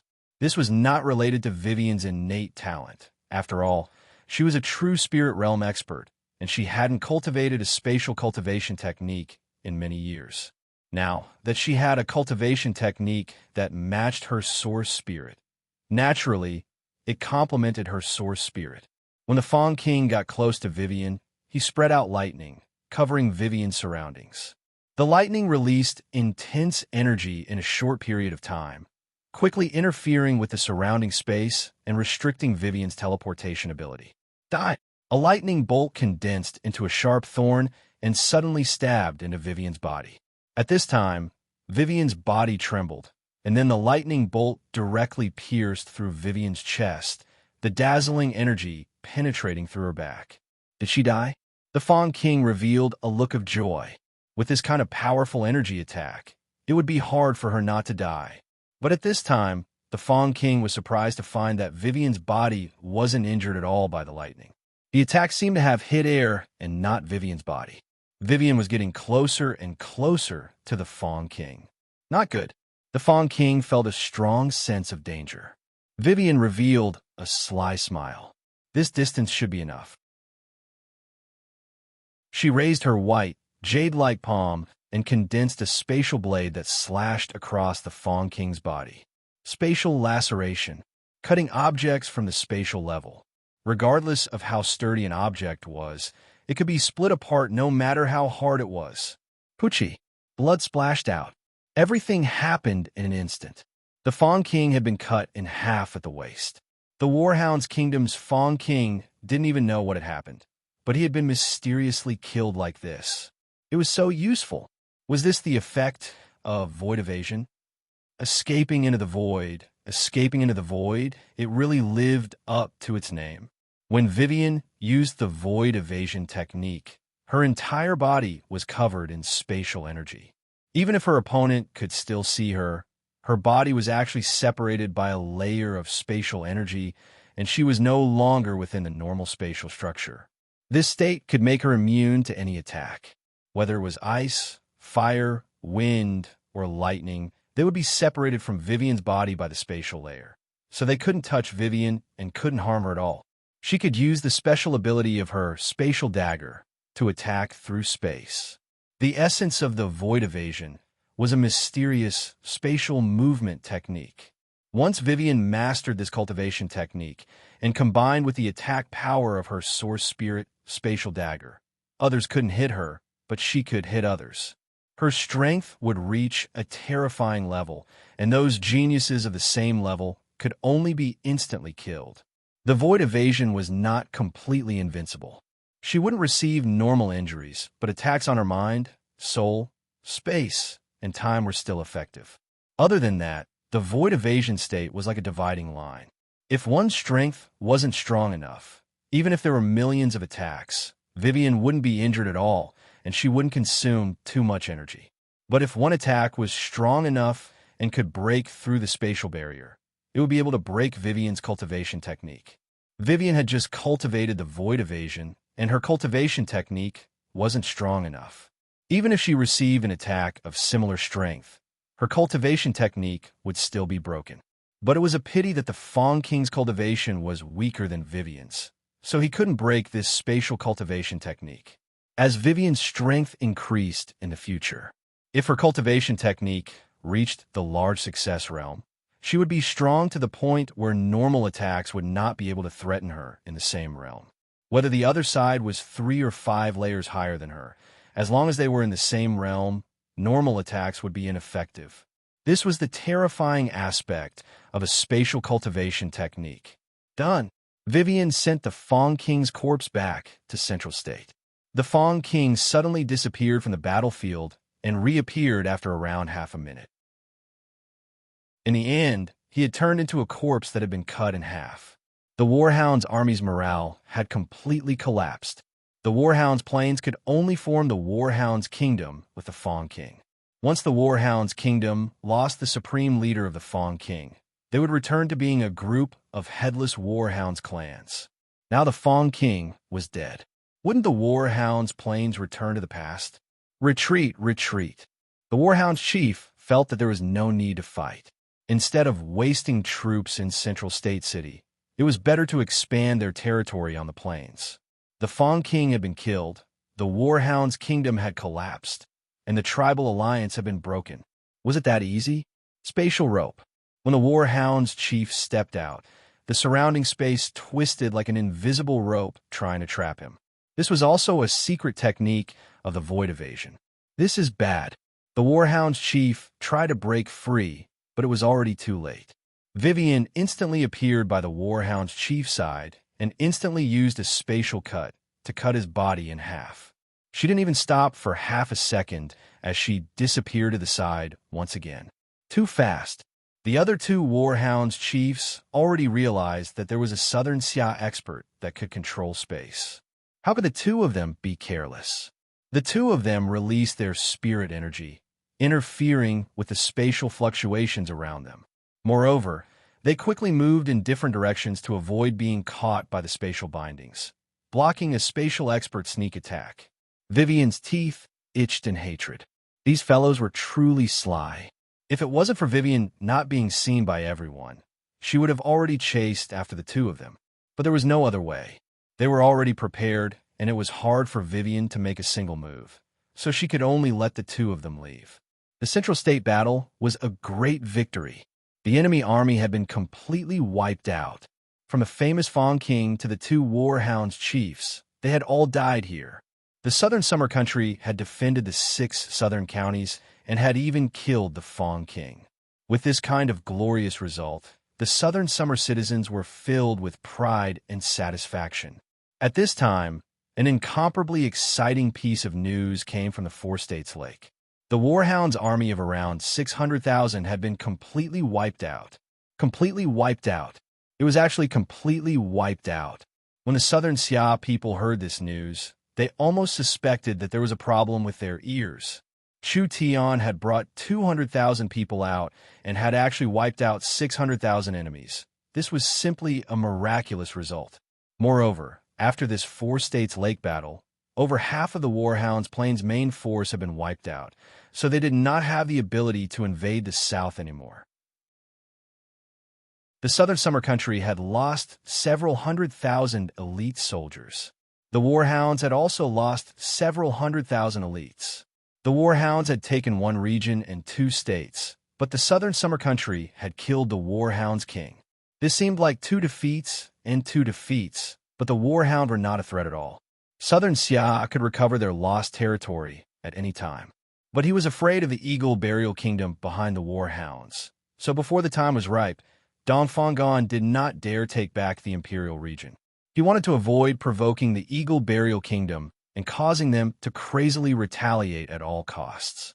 The biggest hidden danger now was the Eagle Burial Kingdom.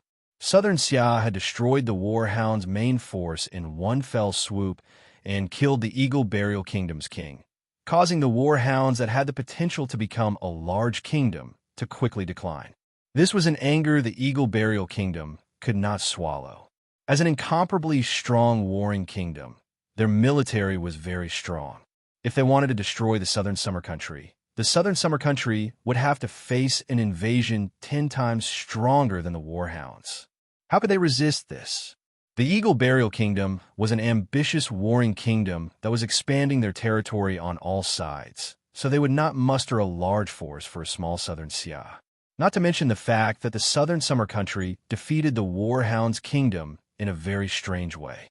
If Dongfanggan misled them and made them suspect that there was a power from the Forest of Chaos supporting the Southern Summer Country, the Eagle Burial Kingdom would have to be cautious. Without investigating everything clearly, they wouldn't dare provoke an unknown enemy. Southern Xia still had time to prepare, but it was hard to estimate how long it would take. In short, Southern Xia's crisis was far from over. For this matter, Dongfanggan had gathered everyone to discuss how to strengthen Southern Summer's defenses in a short amount of time, preparing to defend against the Eagle Burial Kingdom's invasion. The great scholar Gu Qianxiu said, "The current Southern Xia is small, poor in resources, and thin in spiritual energy. If we defend this place, even if we have miracle commerce as weapons, it will be hard to defend against the Eagle Burial Kingdom. Moreover, paper can't wrap fire. Southern Xia using source energy weapons on such a large scale, I estimate that it will be spread to other countries in a month or 2. At that time, not only the Eagle Burial Kingdom, but the other kingdoms will also be interested." This was one of the things the Southern Summer King was most worried about. The source energy weapons were Southern Xia's confidence in resisting the Eagle Burial Kingdom, but could also bring a terrifying disaster to Southern Xia. After all, the source energy weapons were just too attractive. No matter which country, as long as they had this weapon, they could increase their country's strength by 10 times. Not to mention the kingdoms. Even the empires would be interested. At that time, Southern Summer would not only be facing the Eagle Burial Kingdom, they would also be facing the threat of other strong countries on the continent. With Southern Summer's current weak national strength, how could they protect miracle commerce? Trees will die when they move, people will live when they are poor. If we want to resist the threat of other powers, we can't just remain stagnant. Gu Qianxiu expressed his opinion. I think we should expand outwards. The great scholar's words are reasonable. Dong Fanggan gave a slight nod. We can't advance to the north, and there are no rich lands to the east or west. Only the south can be taken a risk. Only according to this king's knowledge. The southern forests are very rich, but there are many unimaginable powers. The best of them are not inferior to warring kingdoms. Southern Xia is too weak, so if we recklessly enter, we will be swallowed without even bones remaining. What does everyone think we should do? A single Eagle Burial Kingdom could force Southern Xia into its current state. The top powers in the Forest of Chaos were not inferior to warring kingdoms. The entire Forest of Chaos had the potential and resources to form a large empire. With such a rich and fertile land, even if Southern Xia could absorb a bit of resources, it would be enough to increase Southern Xia's national strength. This was indeed a good way to quickly increase Southern Xia's strength. Only, could Southern Xia really gain a foothold in this kind of place? Southern Xia might not be able to, but miracle commerce can. Meng Qingwu stood up and said, with miracle commerce, it will be much easier to enter the Forest of Chaos. This was true. Southern Summer was still a country, no matter how weak they were. If they used their country's identity to enter, they would be labeled as invaders by the locals, and they would be suppressed hard to resist at that time. Miracle commerce was different. The Forest of Chaos was very chaotic, but because of the chaos, there were many business opportunities. There were many merchants on the continent that were willing to take the risk, and the locals did not reject foreign merchants that much. Miracle Commerce's products were very competitive in the Forest of Chaos. Chapter 356. Miracle Commerce had grown by leaps and bounds in just half a year, but it was limited by Southern Xia's environment, so it could not continue growing. Therefore, it needed to find a new environment to break through. Southern Xia's current situation was not good. It was very weak internally and was filled with dangers externally. There was a strong desire to develop new resources and find new hope, but it was not convenient to use the country's power. In this kind of situation, Southern Xia and Miracle Commerce could work together. As long as Southern Xia secretly supported the company in establishing themselves in the Forest of Chaos, the company could bring rich resources to Southern Xia in the future, allowing Southern Xia to establish a resource field in the Forest of Chaos and even have a place of their own. Even if they failed, at most Miracle Commerce would suffer a heavy blow, and Southern Xia would be able to withdraw and not be caught up in it. What reason was there not to give it a try? The Southern Summer King issued 2 royal proclamations. The first was to urge the Cloud Dream Marquis, Meng Qingwu, to take up the position in Southern State as soon as possible. The Western Marquis of Southern State had already died in the Imperial City battle. After Meng Qingwu was bestowed the title of Cloud Dream Marquis, she became the trusted Marquis of Southern State, so it was natural for Meng Qingwu to manage Southern State. The second was that because the north was occupied by the spirit beasts, they could not take it back in a short amount of time. Southern Xia had not yet developed the south, but it still had the advantage of rich resources, so it would become the most important growth point for Southern Xia. Therefore, they used the power of the country to increase the development of the South. In order to ensure efficiency, the country guarding ruler personally led 200,000 elite soldiers to oversee it. Southern State was the southernmost region of Southern Xia and the closest place to the outer regions of the Forest of Chaos. Letting Meng Qingwu take up the position of Marquis in Southern State was actually making it more convenient for Miracle Commerce. After a few days, the members of Miracle Commerce set off together.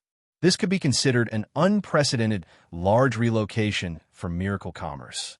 Chu Tian did not just take the core team from Central State. He also sent the resources and money stored by Miracle Commerce to the south. Other than that, Miracle Commerce also brought the army that Dongfang Gan had given them, an army of 200,000. All of them were storm cavalry. Dongfang Gan handed over the remaining elites of southern Xia to Chu Tian to manage. The number one ruler of southern Xia, the famous Chu Tian who destroyed 600,000 warhounds, personally led the southern Xia elites to southern state. As for Meng Qingwu, she was the chairman of Miracle Commerce and the Marquis of Southern State given to her by the Southern Summer King. She could lead the entire Southern State Army, and now no one could compare to their prestige in Southern Xia. Southern State City was not as rich as Central State City, but the people were swift and fierce, and the people were all martial artists. It was common to see figures of other races. The South Continent Vice City Lord personally led the South Continent Army to welcome them. Greetings, Country Protector Emperor. Greetings, Cloud Dream Marquis. When the soldiers kneeled on the ground, they all had a strange feeling in their hearts. Most of the people here had participated in the battle against Central State.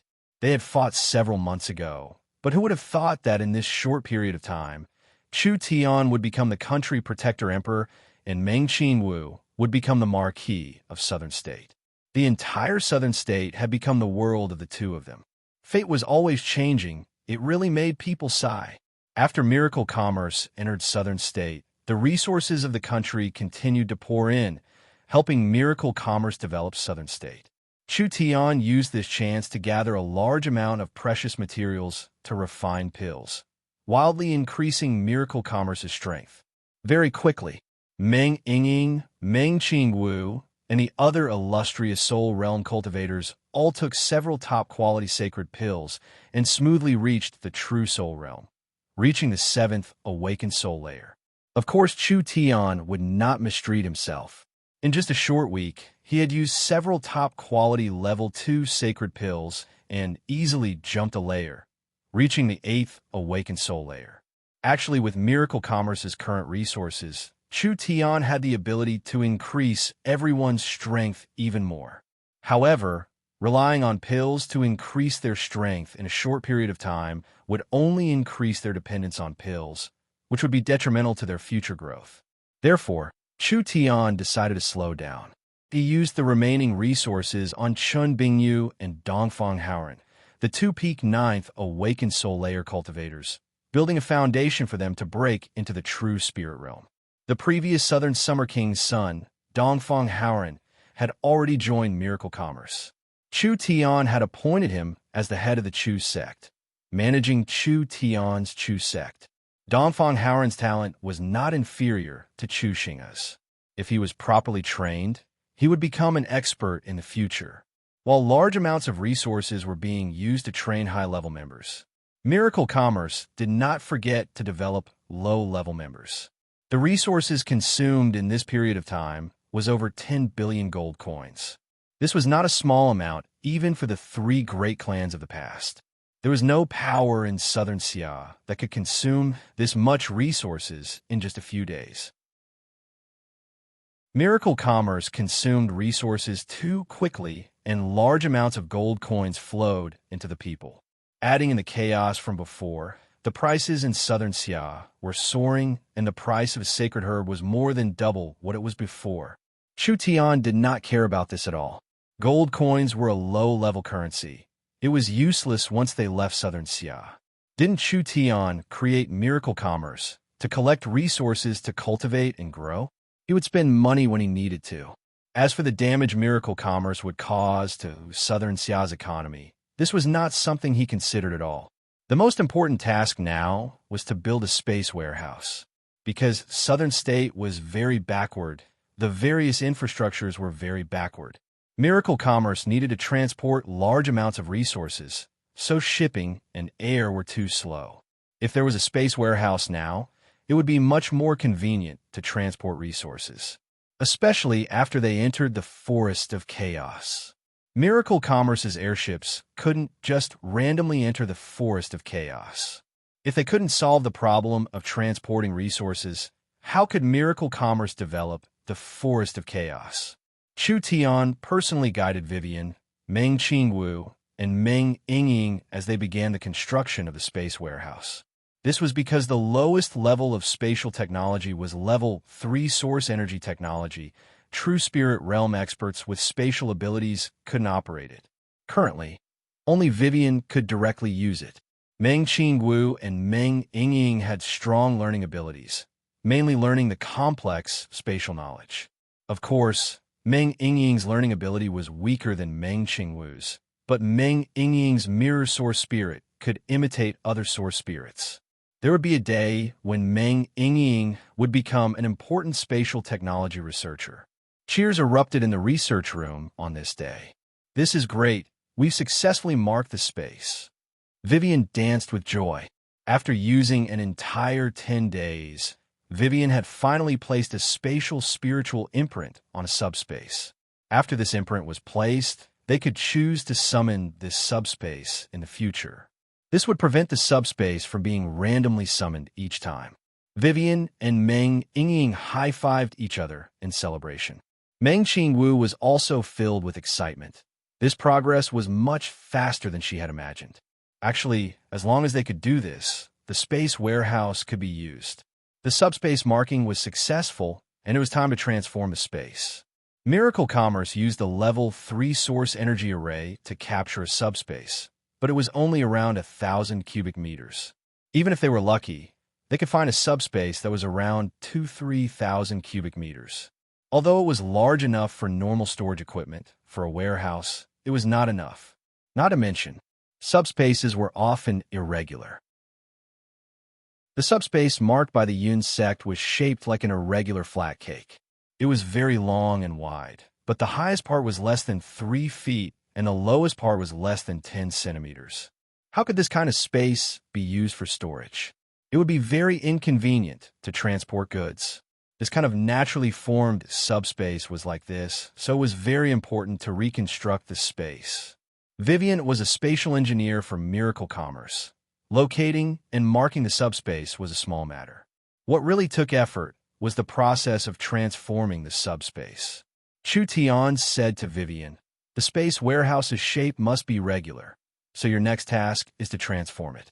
I hope to see a cube with a length, width, and height of 10 meters.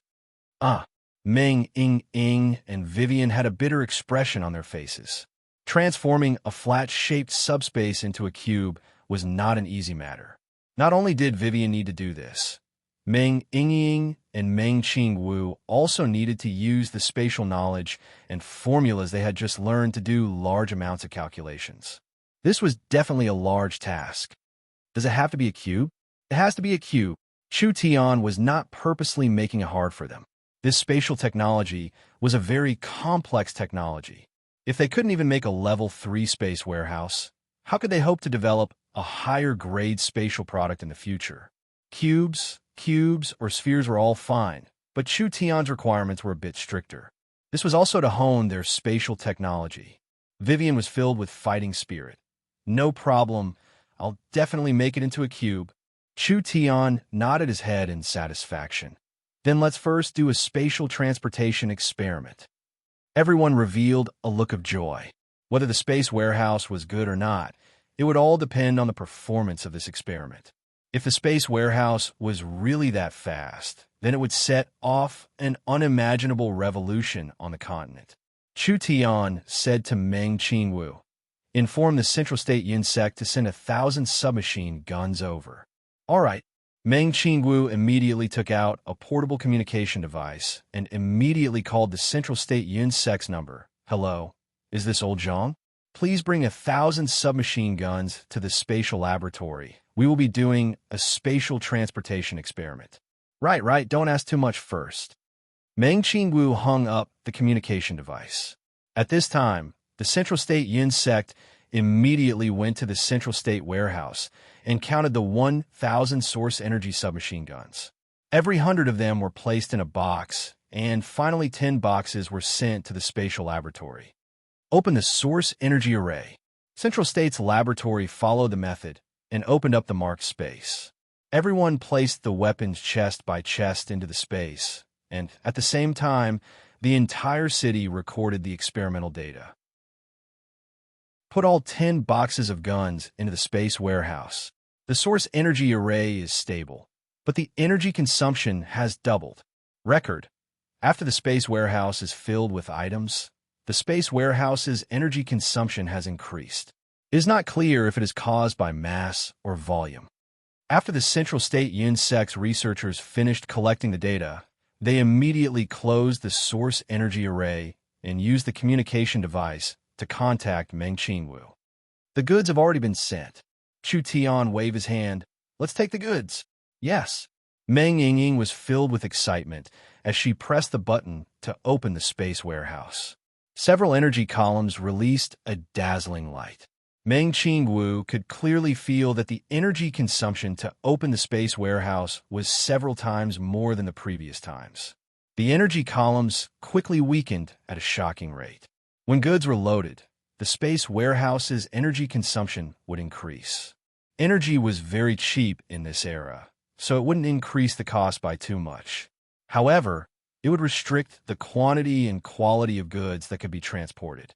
This could be considered a kind of restriction, but it was still acceptable. Vivian and Meng Ying hurriedly took out 10 boxes. Every box was in good condition, without the slightest bit of damage. When the boxes were opened, 100 submachine guns were neatly stacked on top of each other. The entire transportation process did not even have the slightest bit of turbulence. Wow, perfect, Meng Ying excitedly shouted. Doesn't this mean that I can eat Central State's roasted chicken in Southern State at any time? Vivian's little face turned red. Not to mention Central State's roasted chicken. When our elves build the space warehouse, I'll have the elders brew the best quality elven green tea for you every day. Even if it's sent to your room from several tens of thousands of miles away, it will still be freshly brewed and steaming hot. Meng Qingwu couldn't help smiling. These two girls only knew how to eat and drink. But the space warehouse's spatial transportation function did indeed have great prospects and potential. Chapter 357. Miracle Commerce conducted several tests and collected a large amount of data. The final conclusion was that the space warehouse was very stable, and other than not being able to store life objects and pure energy objects, there were no special restrictions. The space warehouse would not damage the items stored, and even had the effect of preventing them from rotting. Other than that, maintaining the space warehouse required a large amount of energy, and the amount of energy consumed was closely related to what was stored in the warehouse. Empty warehouses consumed the least amount of energy, and the more items there were, the more energy it consumed. This was related to the volume, quality, and energy of the items stored. If the volume was too large, the quality was too high, or the energy was too strong, the energy consumption of the space warehouse would be very large. At that time, the 4 energy pillars would be squeezed dry before the space warehouse could be opened, causing the opening of the space warehouse to fail. Although energy wasn't valuable, building the energy pillars was quite troublesome. Therefore, in the process of opening the space warehouse, one had to carefully understand the situation of the warehouse to avoid unnecessary losses and troubles.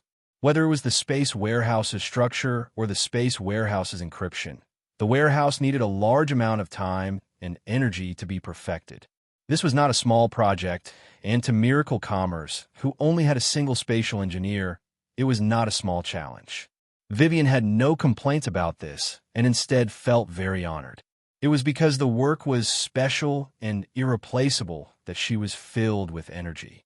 The space warehouse was not only Vivian's first project, it was also a perfect work of art that was slowly being born in her hands.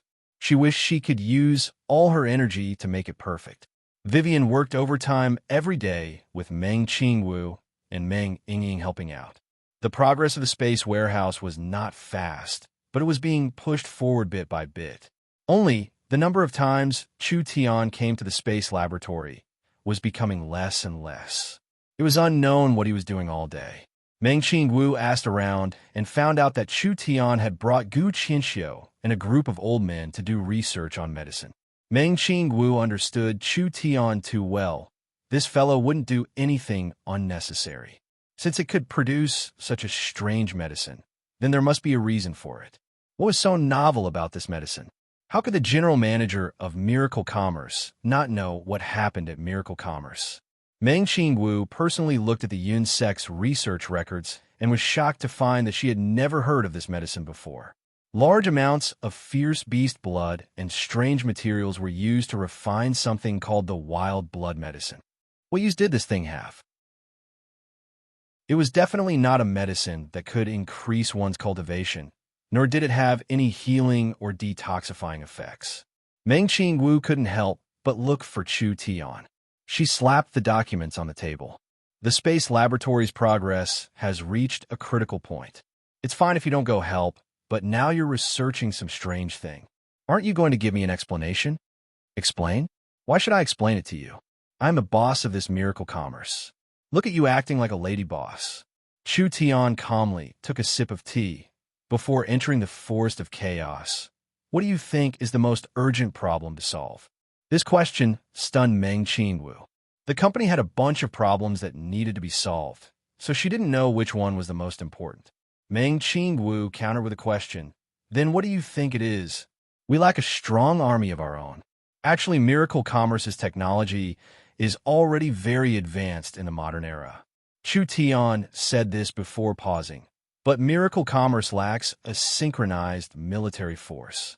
Perhaps it didn't feel anything in southern Xia, but once we enter a place like the Forest of Chaos, this problem will be fatal.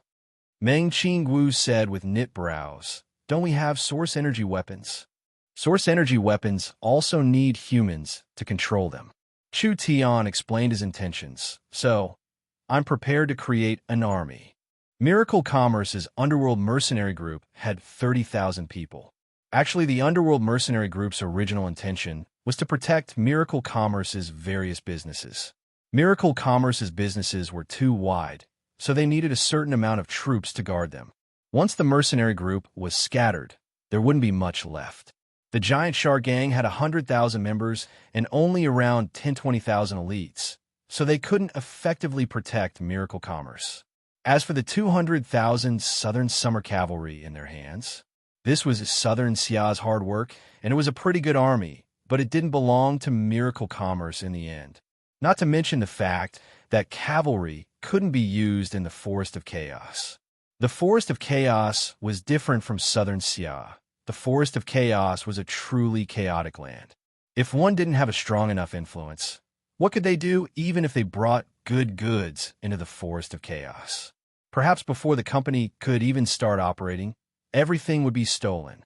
Meng Qingwu was a little interested. Then what are you prepared to do? At this time, Chu Tian's communication device rang. Meng Qingwu was a little surprised. Only the core members knew Chu Tian's number, and if there wasn't a big matter, no one would call him. Everyone knew that Chu Tian was very lazy. If something happened, he would find Meng Qingwu. Nangong Yun's anxious voice came. Chu Tian, this is bad. We've been robbed by bandits. Where did these bandits come from that dared rob Miracle Commerce?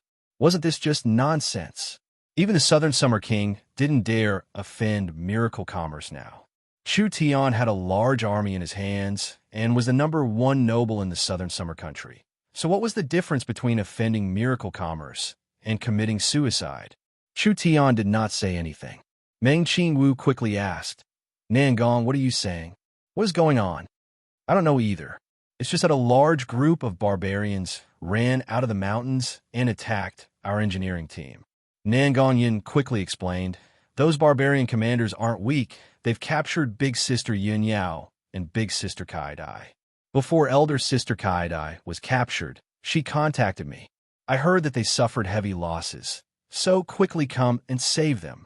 Southern State was the most primitive and barbaric region of the 8 states.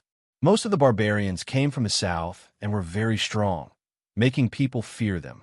Moreover, they were not civilized at all and would often kidnap caravans from cities.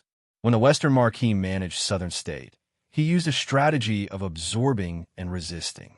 He recruited the barbarians to increase his army's strength while using the Southern State Army to suppress the barbarians, maintaining a balance in front of them. After Miracle Commerce came to Southern State, Meng Qingwu understood the local situation. Although she knew that the barbarians were not small, she did not place them in her eyes. She never thought that. These damn fellows would not have eyes. If we don't eradicate the barbarians, southern states' development will be hindered. Meng Qingwu stood up and said, "We have 200,000 storm cavalry. Why don't we use this chance to wipe out the barbarians?" The 200,000 storm cavalry was a strong army that could fight against the Warhound's army. Southern Xia had spent countless resources and energy to raise them. These barbarians were the lowest of the low, and each tribe only had a few thousand people, so they could not stop the storm cavalry's charge. Damn, they're simply going too far. Chu Tian angrily slapped the table. Nangong, bring 500 Griffin Knights first. Even if you have to go door to door, you have to investigate clearly for me which barbarian tribe ate a bear's heart and leopard's gall, daring to rob my miracle commerce. I'll gather the army, and I'll be there soon. If we don't teach these barbarians a lesson today, they won't know who the owner of this land is. All right, Nangonyan hung up the call. Chu Tian's anger had not disappeared. He turned to look to the side and found that the young miss was looking at him with a strange gaze. Chu Tian was scared by the young miss' gaze. "Young miss, why are you looking at me like this? Our people have been robbed. Aren't you worried at all?" The young miss gave a cold laugh. "Your acting is quite good. I was almost tricked by you." Chu Tian pretended to be surprised. Why does the young miss say this? If my guesses aren't wrong, Miracle Commerce has not been robbed at all. It was all a good show you directed yourself, right? Young miss, you need evidence to speak. I'm such a pure and honest person. How could I direct this kind of dirty trick? Meng Qingwu stared at him. If Miracle Commerce had really been robbed, it would be strange if you weren't angry. Would you still be sitting here, calmly talking nonsense with me? Also, you had Nangonyan go door to look for you. If someone was really captured and Nangonyan found hostage, it would be strange if they weren't dead. The little fox is divine. I could clearly find the target. Why didn't you use it? Why did you have to use this kind of stupid method? Other people didn't know about Chu Tian's background, but how could Meng Qingwu not know? Chu Tian's little fox was not just for show. That divine eye could be considered a divine investigative tool. As long as it locked onto a general area, the little fox could easily find this group of daring robbers. Nangongyun could have just brought the Griffin Knights over to save them. Why did he need to go through all this trouble? There was only one possibility. This was definitely a good show that Chu Tian directed himself. Chu Tian helplessly said, "The young miss is truly a beautiful and intelligent girl. I can't fool you at all. It's not that you can't fool me. It's that your acting is too bad." But this was also good. He could use this chance to show off his muscles in Southern State. He could let the barbarians and the Southern State nobles see who the true boss of this territory was. Miracle Commerce deliberately spread the news everywhere. Almost everyone in the city knew that Miracle Commerce had been attacked and that two important members of the management had been captured by the barbarians. This matter was spread all over the city, and everyone knew about it. About 3 hours later, the army of 200,000 soldiers marched out in an orderly manner. Every 10,000 soldiers formed a brigade, and they were divided into 20 brigades in total. Chu Tian personally led this brigade and charged towards the area where the berserkers were densely packed. Meng Qingwu used her status as the Southern State Marquis to gather over 100,000 Southern State troops, following the Storm Cavalry. Just because they had been robbed by a group of barbarians, Miracle Commerce had mobilized an elite army of over 100,000 people. This was unprecedented in the history of Southern State. The Southern State nobles originally wanted to watch a joke, but when they saw the terrifying power in Miracle Commerce's hands, all of their faces turned pale. This was too terrifying. If anyone dared to provoke Miracle Commerce in the future, then they would be instantly crushed into nothing. It was impossible for the barbarians not to know about this army of over 100,000. The entire barbarian race exploded. All the tribe leaders gathered together in shock. Just which bastard dared to provoke a monster like Miracle Commerce? The barbarians were not completely ignorant of Miracle Commerce. After all, Miracle Commerce's influence was too great. Even the barbarians were proud to be able to use miracle commerce's electric lamp. Although they did not know how strong miracle commerce was, they would not provoke such a top power for no reason. Not good. This is the strongest storm cavalry of southern Xia. Reporting to the chief, the humans have sent over 100,000 cavalry. We should quickly escape. Damn it. Which tribe did this? Do they not have King eyes? Quickly find them and hand them over to the humans. It's too late, too late. The human army has already surrounded us. They want to use this as an excuse to wipe us out in one fell swoop. The barbarians were like ants on a hot pan. This was simply a disaster for the barbarians. Chapter 358. Chu Tian's vast army moved out, and the barbarians were completely scared silly. They could bully the Western Marquis. How could they dare provoke the country-guarding ruler, who had such a large army? The Northern Warhounds had tens of millions of people, but the Southern State barbarians did not even have 1 million people. This small population was divided into several large and small tribes. The country-guarding ruler was not afraid of the Warhounds. So how could he be afraid of the Southern barbarians? So what if the barbarian warriors were strong and had thick skin? The Warhounds' army of 600,000 had been completely annihilated by Chu Tian.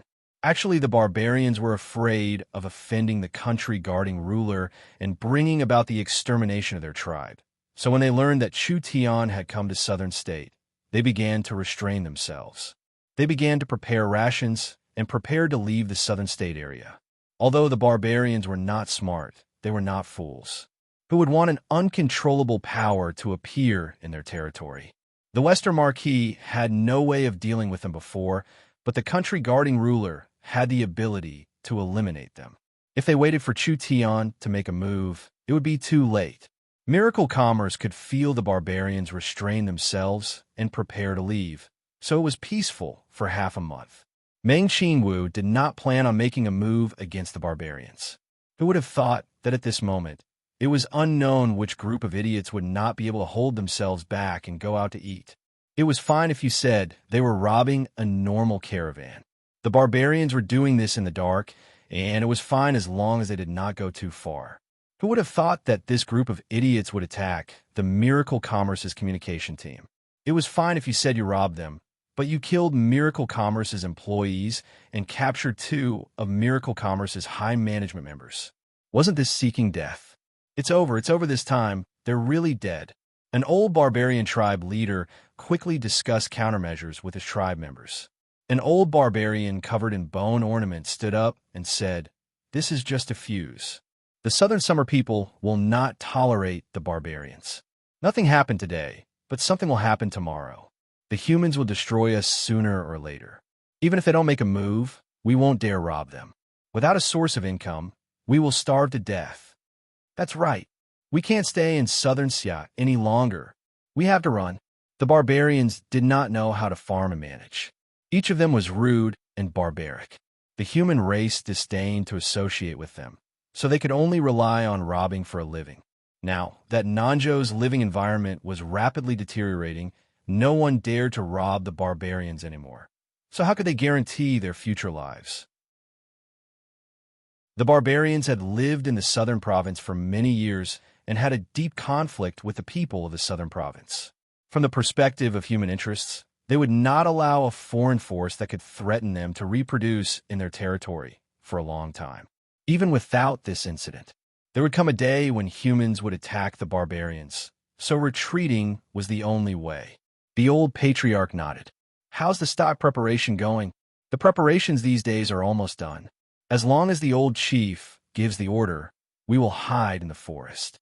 No matter how powerful that country-guarding Emperor Chu Tian is, he can't chase us into the forest to attack us." The old patriarch nodded. It seemed like this was the only way. Although the living conditions outside of the southern continent were a little harsh, they could still reproduce. It was better than staying in the southern continent and waiting for death. This is bad. This is bad. Chu Tian has led an army of several 100,000 to surround all 4 sides, trapping all the tribes. Chu Tian has issued an order. Before the hostages are rescued, Any tribe that dares to act rashly will be annihilated. The old patriarch was shocked. The Southern Xia army had surrounded the barbarians' living area so quickly, now that they couldn't escape even if they wanted to. What should they do? In the end, only a few minutes had passed. This is bad. The humans are coming. Clansmen, fight with them. When these old barbarians heard the shouts outside, all of them were scared out of their wits and hurriedly ran out. A red-haired woman riding a griffin flew over with hundreds of griffin riders. All the young barbarians in the tribe picked up their javelins and rushed towards this flying unit. Stop! Quickly stop! The old patriarch's eyes almost popped out. These reckless youngsters, do they know what kind of army this is? This was Southern Xia's trump card, the Griffin Riders. This was a special force used to protect the royal family. Whether it was the riders or the mounts, they were all in the awakened soul realm. Don't think that the other side didn't have many people. These several hundred Griffin Riders were enough to destroy a barbarian tribe of several thousand people. Too late. These young blooded barbarians were all like newborn calves that were not afraid of tigers. When they saw the Griffin Riders approach, they immediately threw their javelins. How could this level of attack injure the Griffin Riders? The Griffin Riders easily shot down the javelins that were thrown at them. Good. You barbarians. You actually dared to sneak attack the Southern Summer Army?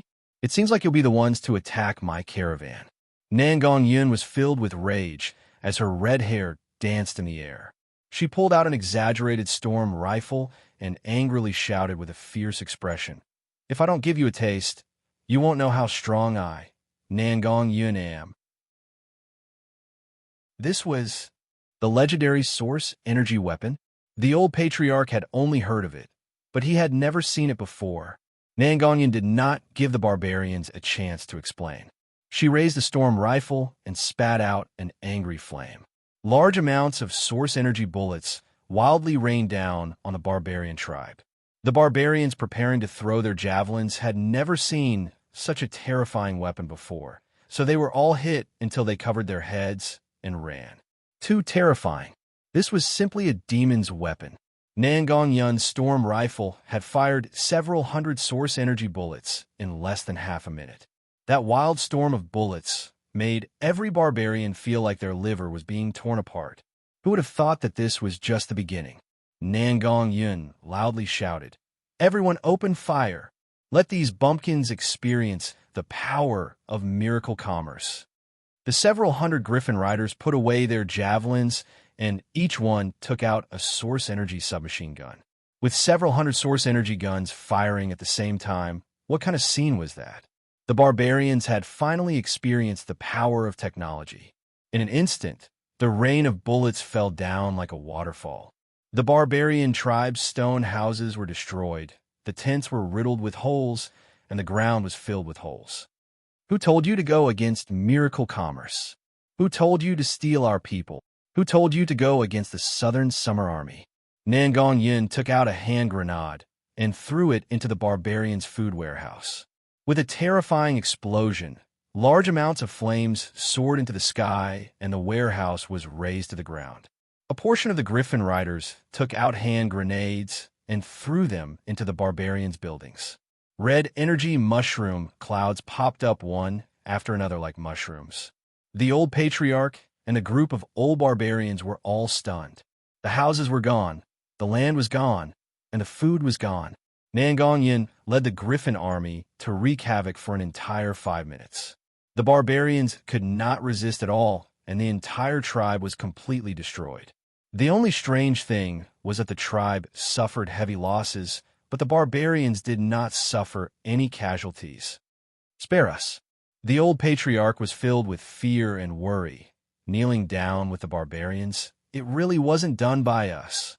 In the entire ambush, the Griffin Riders did not show any martial strength at all. They only used the source energy weapons to achieve this kind of terrifying effect. Even the most rebellious barbarian warriors would be shocked by this unheard of scene. Their hearts would be branded with the undefeatable mark of miracle commerce. The large barbarian men were all scared out of their wits. They all knelt down with the patriarch and begged for mercy. Nangong Yun walked over with a burning storm rifle. With a wave of her left hand, she loudly shouted, "Search for me!" The Griffin riders split up to search, causing some destruction along the way. Finally, the entire tribe was in a mess, but they could not find the Miracle Commerce people. Nangong Yunhu asked, "It really wasn't done by you?" The barbarians were bitterly crying. It really was a misunderstanding. How could they do this kind of thing? Fuck, since it wasn't done by you, why are you resisting? Nangong Yun slapped the old patriarch to the ground. Her eyes were filled with flames as she angrily shouted, "Do you know how much time you've wasted for us? If it was because of you, Miracle Commerce would have buried you with us. Come, let's go to the next tribe." Nangong Yin led the Griffin riders away. The old patriarch stood up and looked at the smoking tribe with a dazed expression. This Miracle Commerce is not human. They are demons. That's right.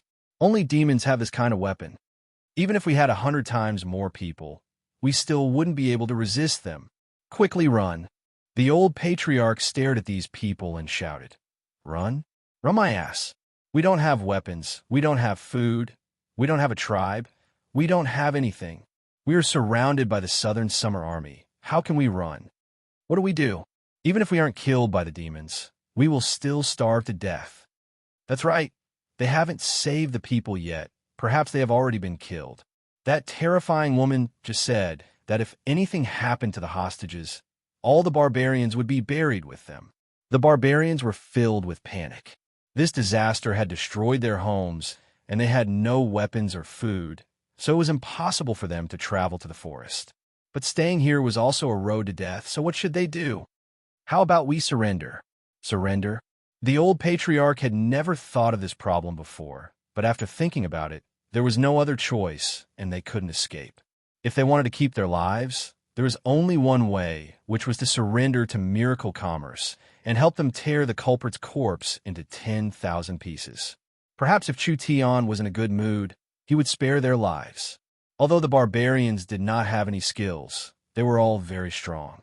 Even 3-5 humans of the same level added together would not be as strong as a single barbarian, so they should have some value as laborers. That's right. We'll surrender. We'll help Chu Tian find the culprit. After seeing Miracle Commerce's strength, the old patriarch did not have any thoughts of resisting and immediately made the decision to surrender to Miracle Commerce. No matter what the result was, it would not be worse than now. If their luck was good, they could still keep their lives. After all, this matter was not done by them. So Miracle Commerce had no reason to vent their anger on an army that surrendered to them in order to keep their lives. It was not just a single tribe that did this. In just a short day, all the barbarians in the barbarian area had no home to return to. They were cursing their tribe for not having eyes and attacking Miracle Commerce, while they put down their weapons and begged for shelter with tears flowing down their faces.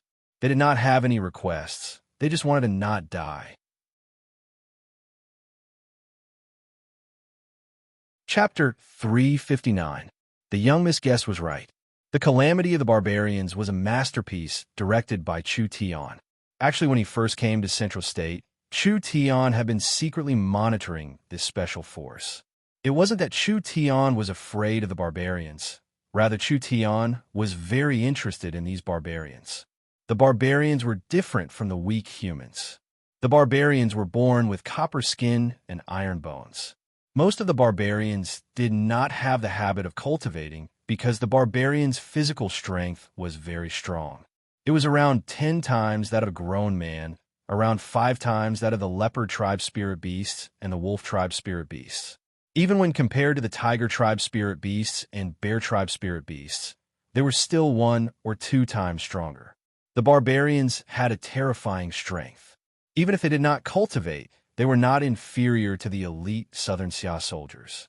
This was why the Western Marquis had not completely exterminated the barbarians after occupying Southern State for so long. Rather, he had suffered losses at the hands of the barbarians and had no choice but to compromise. In Chu Tian's eyes, the 1 million barbarians living in Southern State could be a ticking time bomb or a gold mine. What did Chu Tian lack the most? Was it resources? Was it money or fame? No, he lacked soldiers. These barbarians were natural-born soldiers. As long as they were taught a bit, they would immediately become a strong army. At the beginning, Chu Tian didn't plan on using any sinister methods. He just wanted to slowly recruit them. Who would have thought that he would receive some reports recently that the various barbarian tribes were storing up food, as if there were signs of them withdrawing from the southern state? How could this be allowed? Once the barbarians left southern state and entered the southern forest, not only would it be hard for Chu Tian to use, it would also be a large hindrance to miracle commerce in the future. This was a barbarian force of over 1 million people. If they fought openly, unless they gathered together, Chu Tian would not care about them at all.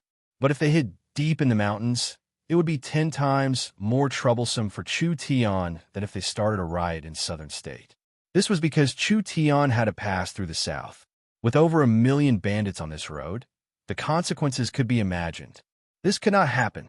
Therefore, Chu Tian sent Nangong Yun to destroy the barbarians' hard-earned stockpile under the pretext of rescuing the hostages, making them lose the ability to escape.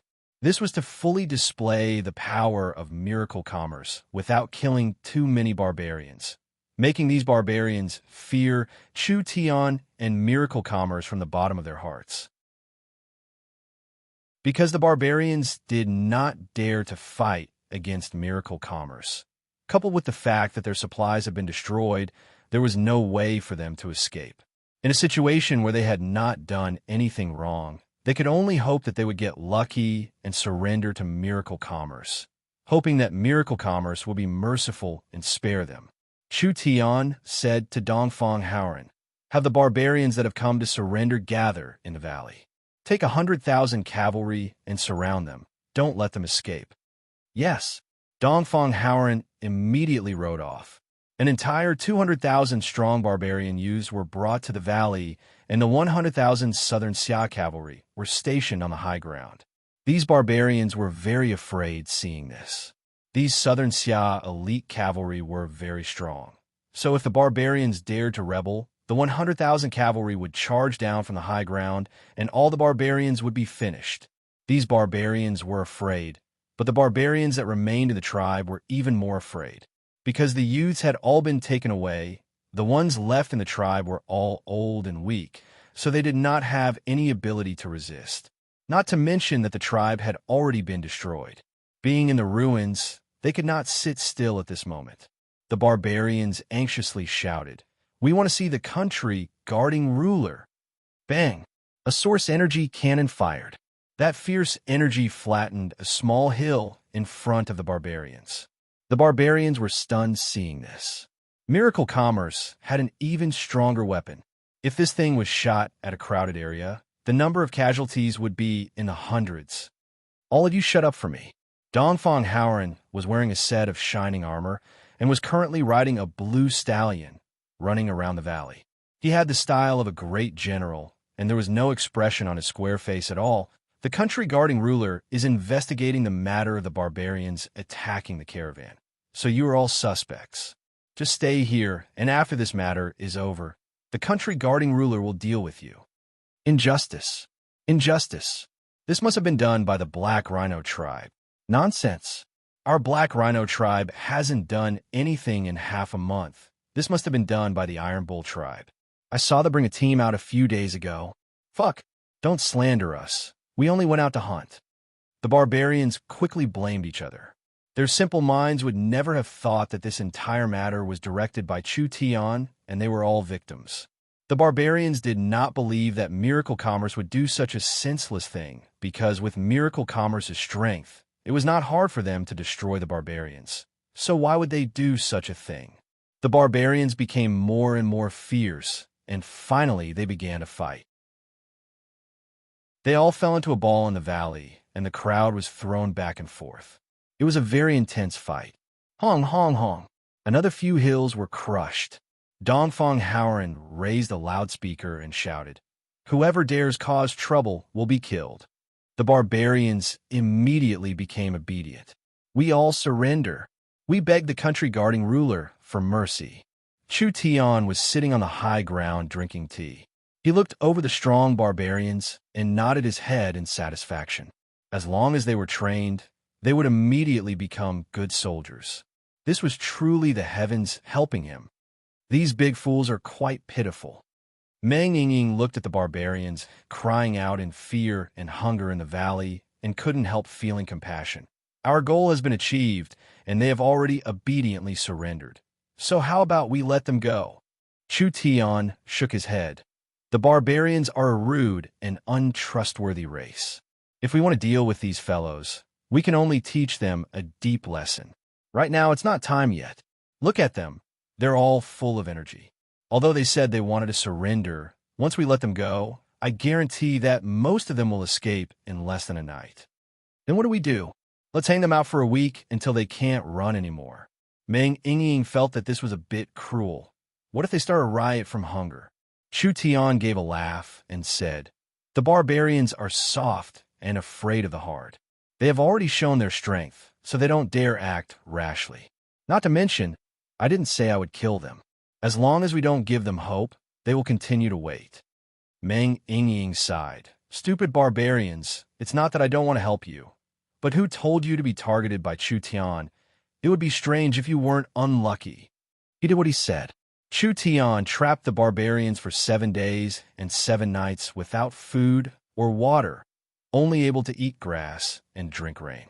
After 7 days, the barbarians were all flattened from starvation, looking like a large group of refugees. When the barbarians' bodies and minds were about to collapse, suddenly, the cavalry all retreated.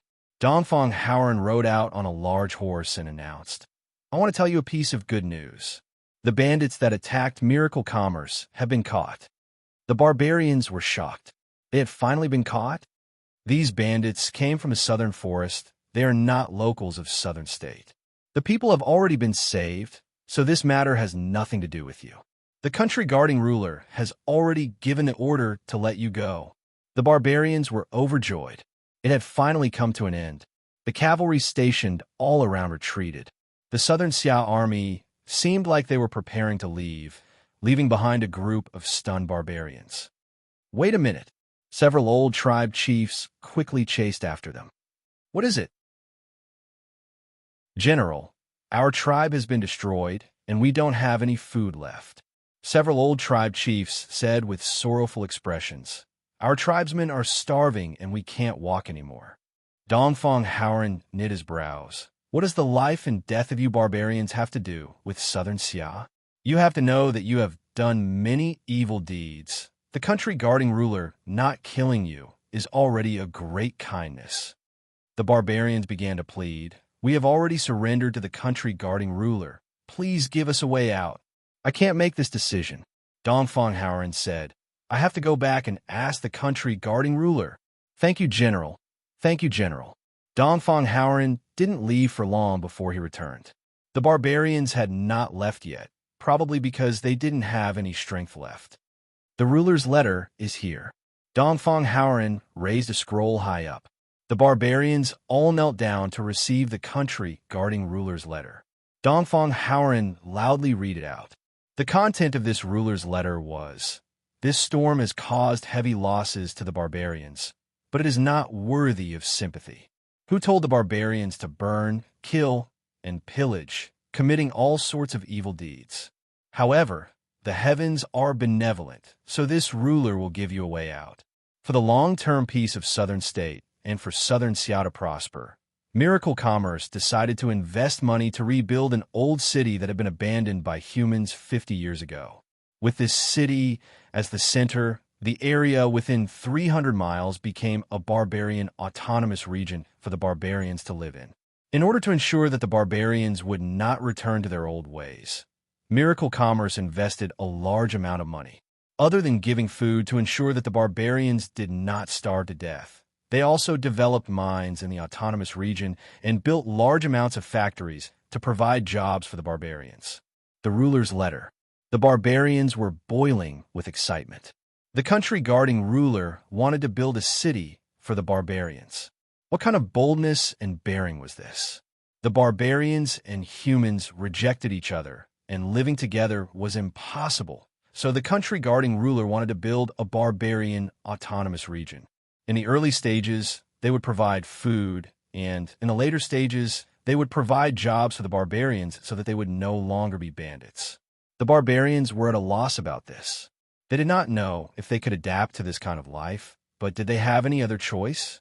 The barbarian tribes were already gone, and with the current situation, they did not have the conditions to evacuate, so they could only choose to give it a try. The tribe leaders discussed and decided to bring their people to the barbarian autonomous region to take a look. When they arrived at the autonomous region that Chu Tian divided for the barbarians, every barbarian was stunned by the scene in front of them. Although this old city was very old, it looked very large. Not only were the walls complete, the houses had been repaired, and there were even many temporary tents. Beast carriages entered the old city one after another. Every beast carriage was filled with fruits, wine, and meat. When the barbarians who were already starving smelled the tempting aroma of meat and wine, the last bit of worry in their hearts collapsed. They immediately accepted the country guarding ruler's proposal and declared their loyalty to the country guarding ruler. Then, they roared and rushed towards their new home. Chu Tian was very generous. Miracle Commerce had already sent large amounts of food. It was enough for the barbarians to not starve to death for a period of time. When the other barbarians who were wavering and had doubts found out that the barbarians who went first were already eating and drinking, how could they sit still? The autonomous region was managed by the barbarians themselves. The barbarians would not be controlled by humans, and they would be able to eat their fill and live a good life. Who wouldn't be willing? In a few days, the abandoned city immediately became lively. The barbarian autonomous region's population continued to increase, and 80 to 90% of the barbarians had come. This time was different from being forced to surrender to save their lives. The barbarians were willing to surrender. When Chu Tian saw the situation gradually stabilize, he issued a simple law for the barbarian autonomous region. He then used the cavalry to enforce military control over the barbarian city, completely controlling them. Chapter 360. The barbarians were not smart. They did not understand what was happening. Rather, they were filled with gratitude towards Chu Tian. After all, Chu Tian did not kill them. Rather, he fed them well. Several 100,000 barbarians, each one had a shocking appetite. Eating meat and fish every day was a shocking consumption. So Miracle Commerce had no choice but to bring in food from other states to maintain it. The barbarians lived in a city that was abandoned to avoid the beast disaster. Miracle Commerce's employees installed street lights, repaired the houses, and established law and order for the barbarians. Chu Tian promised that humans would not interfere with the internal management of the barbarians, and the various barbarian tribe leaders would form a team of several dozen people. The barbarians went from living in a primitive society to suddenly living a modern life. Because the factories and mines were not open, the barbarians ate and drank all day, so their lives were very comfortable. Chu Tian ordered people to announce a cultivation technique called the berserk art to the barbarians. He wrote a ruler's letter to everyone, giving a reward to encourage the barbarians to cultivate. Father Miracle Commerce has money. You barbarians obediently cultivate your cultivation technique in the city. Don't eat your fill and cause trouble. Not only is the cultivation technique free, as long as you can cultivate it, you will be heavily rewarded. The barbarians did not dare believe that Miracle Commerce was not only supporting them and giving them better living conditions, it was also giving the barbarians cultivation techniques to cultivate. This was simply too crazy. Only was the cultivation technique suitable for the barbarians? The barbarian civilization did not have any cultivation techniques passed down. This was not only because the barbarian civilization level was low. The main reason was that the barbarians did not have any innate source spirit. Human cultivation techniques, and even the mainstream cultivation techniques of the continent, were not suitable for the barbarians. Therefore, most of the barbarians did not cultivate spirit energy and walked on the path of pure physical strength. The barbarians were all crazy with muscles. They were not worse than body refinement cultivators, but it was hard to find a true expert. Therefore, the barbarians could only be bandits, harming one side and robbing others. They had never established a kingdom or civilization, causing the barbarians to have a low status on the continent. The several dozen barbarian tribe leaders studied the cultivation technique.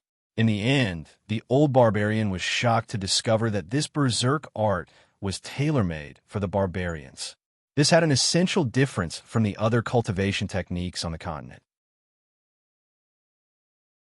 The mainstream cultivation techniques on the continent focused on cultivating one's source spirit and spirit energy, but this berserk art was innovative.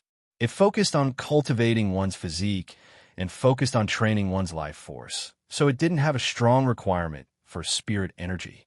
It was no exaggeration. This cultivation method could completely change the fate of the barbarians. The entire barbarian race was in an uproar. They all believed in the country guarding monarch. Every day, the patriarchs organized the barbarians to train. Although they didn't know why the country guarding monarch did this, there was no reason for them to reject such a good thing. The facts proved that there were no real fools in this world. It was just that they hadn't been properly developed and guided. Even if they were as stupid as the barbarians, as long as they found the right path, they could easily achieve success. In just a few days, someone in the barbarian tribe had mastered the berserk art. After Chu Tian learned of this, he immediately set off for the barbarian city. The country guarding emperor is here. Quickly come out and welcome him. The barbarians never thought that Chu Tian would have any plans. With the power in Chu Tian's hands, it wasn't hard for him to exterminate the scattered barbarians. So why did he have to go around in circles and make it so troublesome? Moreover, to repair the barbarian cities and provide food for them, he would need to spend real money, and it wouldn't be a small amount. Now, he was giving the barbarians a cultivation technique, giving them a chance to change their fate. Chu Tian brought Chun Bingyu, Dongfang Haoren, and a few normal guards to the barbarian city. The entire barbarian city was very lively. There were many barbarians everywhere. Each one was around 2 meters tall. Their bodies were covered in paint, with bird feathers and strange bow and ornaments hanging from their bodies. It was a very spectacular scene. Country guarding emperor! Country guarding emperor! The barbarians loudly shouted. Their voices were like thunder. Chu Tian was like an angel in the eyes of the barbarians. Several dozen barbarian patriarchs quickly came out to welcome him. Each barbarian knew in their hearts that this seemingly ordinary human man actually had the power to easily destroy the entire barbarian race. With a single word, the entire southern state barbarian race would disappear. Even the most civilized race on the continent respected the strong, not to mention a primitive and crude race like the barbarians. Therefore, when they faced Chu Tian, their hearts were filled with gratitude. Chu Tian went straight to the point and asked, "Who has grasped the berserk art?" Several dozen old barbarian patriarchs brought out over 100 young barbarians. Most of these barbarians were the young elites with the most potential. It was because of this that they were able to grasp the berserk art so quickly. This monarch wants to create a personal barbarian guard. Chu Tian directly said, "You are all the most outstanding barbarian warriors. From today onwards, you will follow me. Miracle Commerce will give you enough attention and training. As long as you work for me, you will not suffer a loss." What reason did these patriarchs have to refuse? This was the famous country guarding ruler. If the barbarians could become the country guarding ruler's personal guard, the barbarian status would be completely different. Not to mention the fact that the country guarding ruler had promised to train them. This ruler was not only the person with the highest status in the southern summer country, he was also the leader of Miracle Commerce. He was famous for his wealth, and if they could obtain his training, they would truly become phoenixes.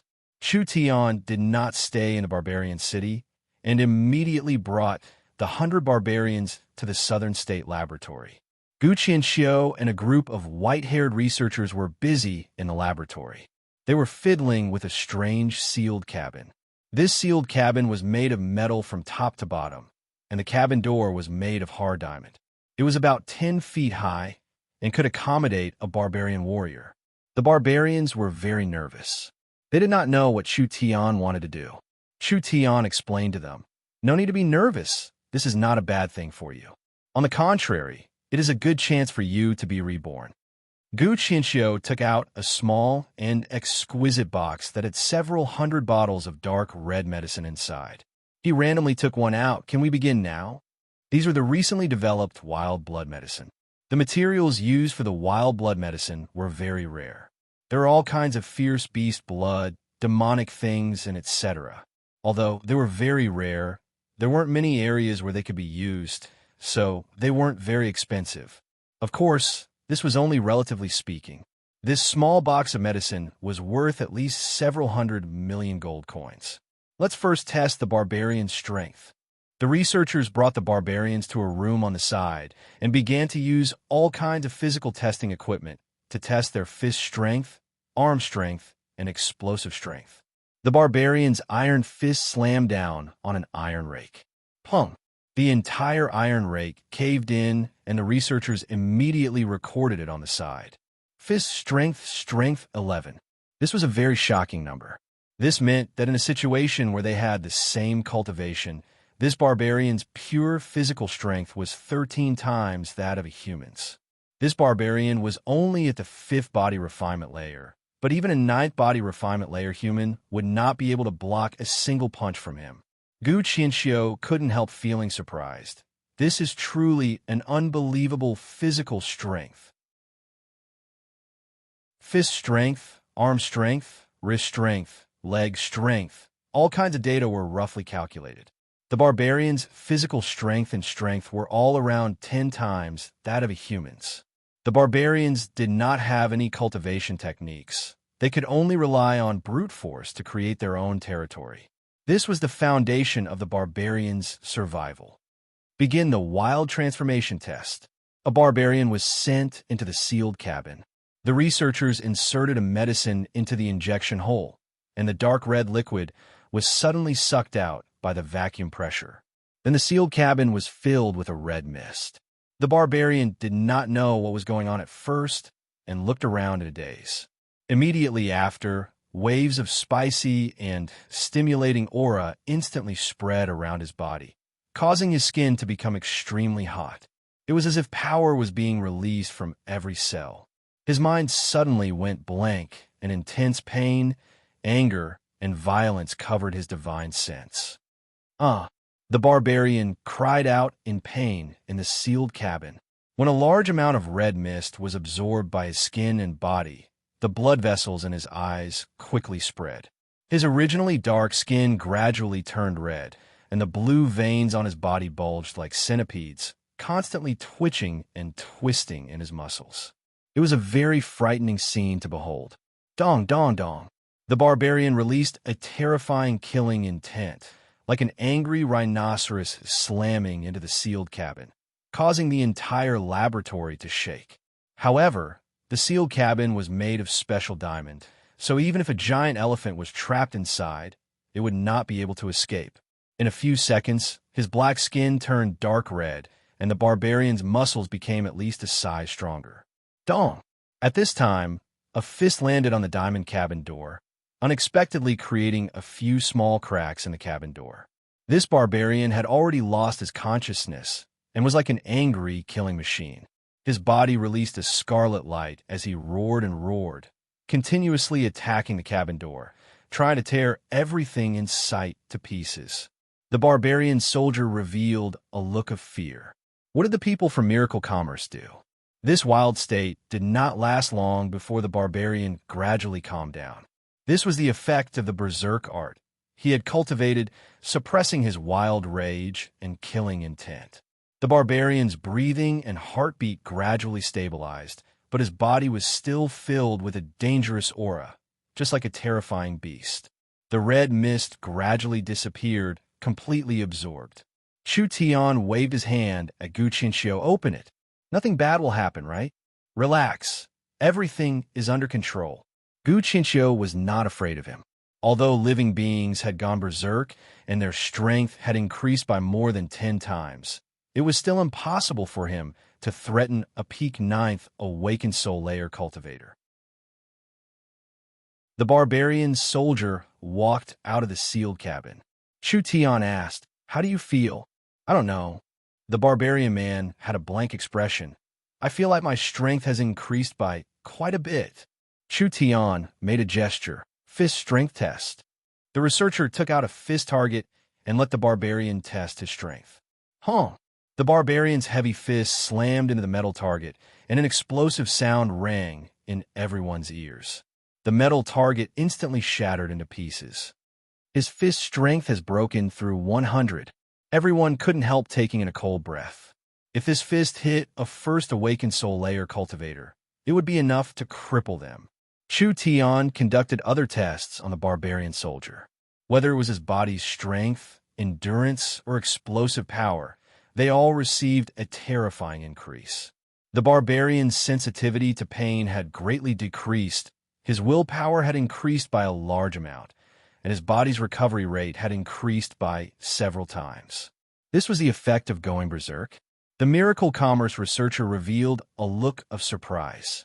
Chu Tian nodded in satisfaction. "That's right, this is the berserker I wanted." Chapter 361.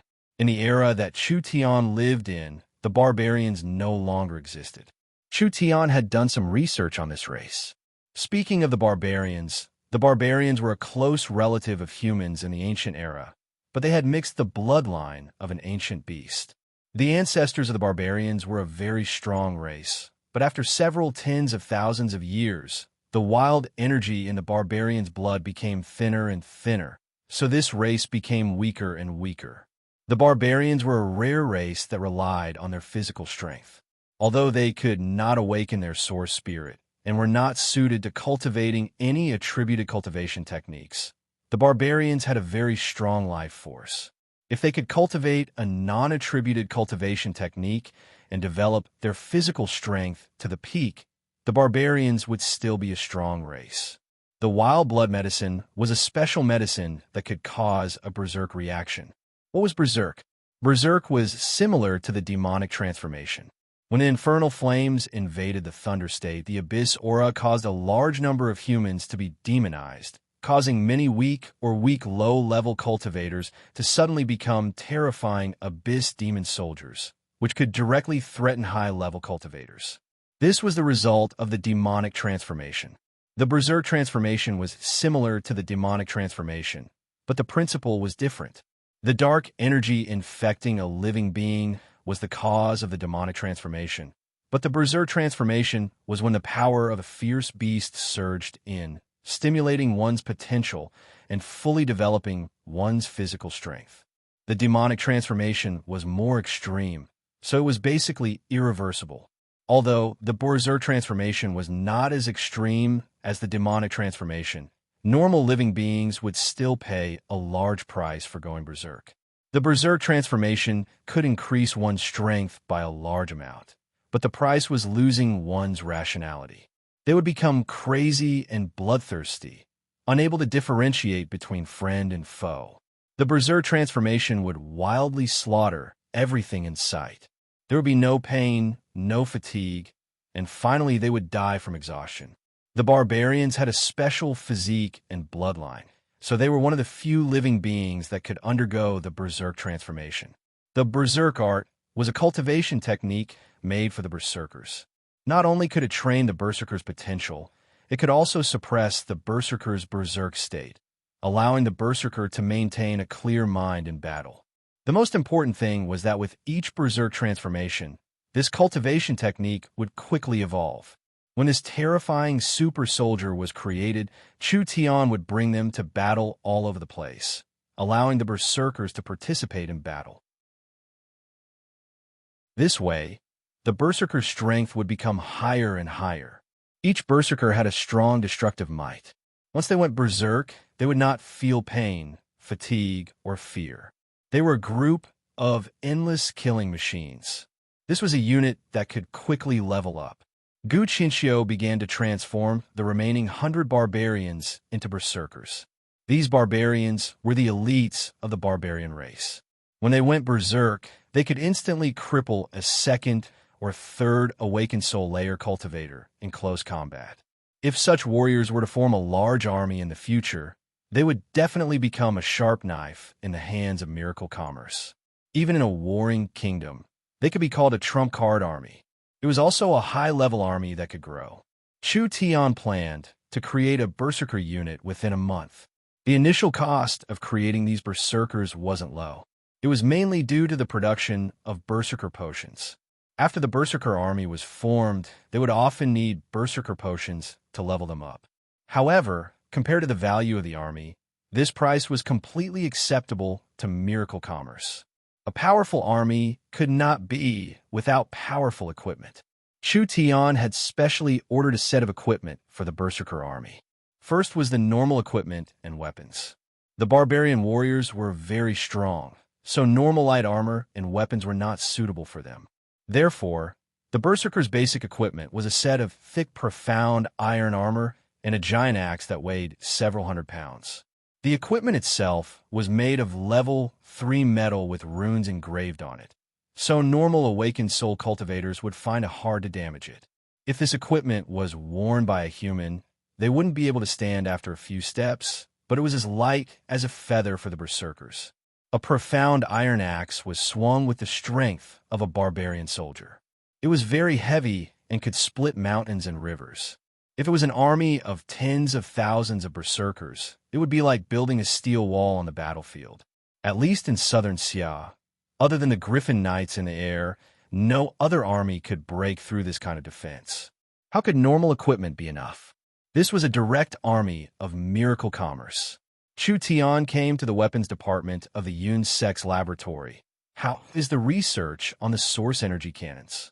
Yun Tianhe was working with a group of scholars. Meng Qingwu was also helping out in the laboratory, so she personally introduced it to Chu Tian. There are no results for now. The source energy cannons were one of the weapons Chu Tian had made for the berserkers. This kind of weapon was a compressed version of the source energy cannons. Although it did not have the terrifying destructive power of the source energy cannons, it was very portable. With the barbarian warriors' strength, they could carry it with them.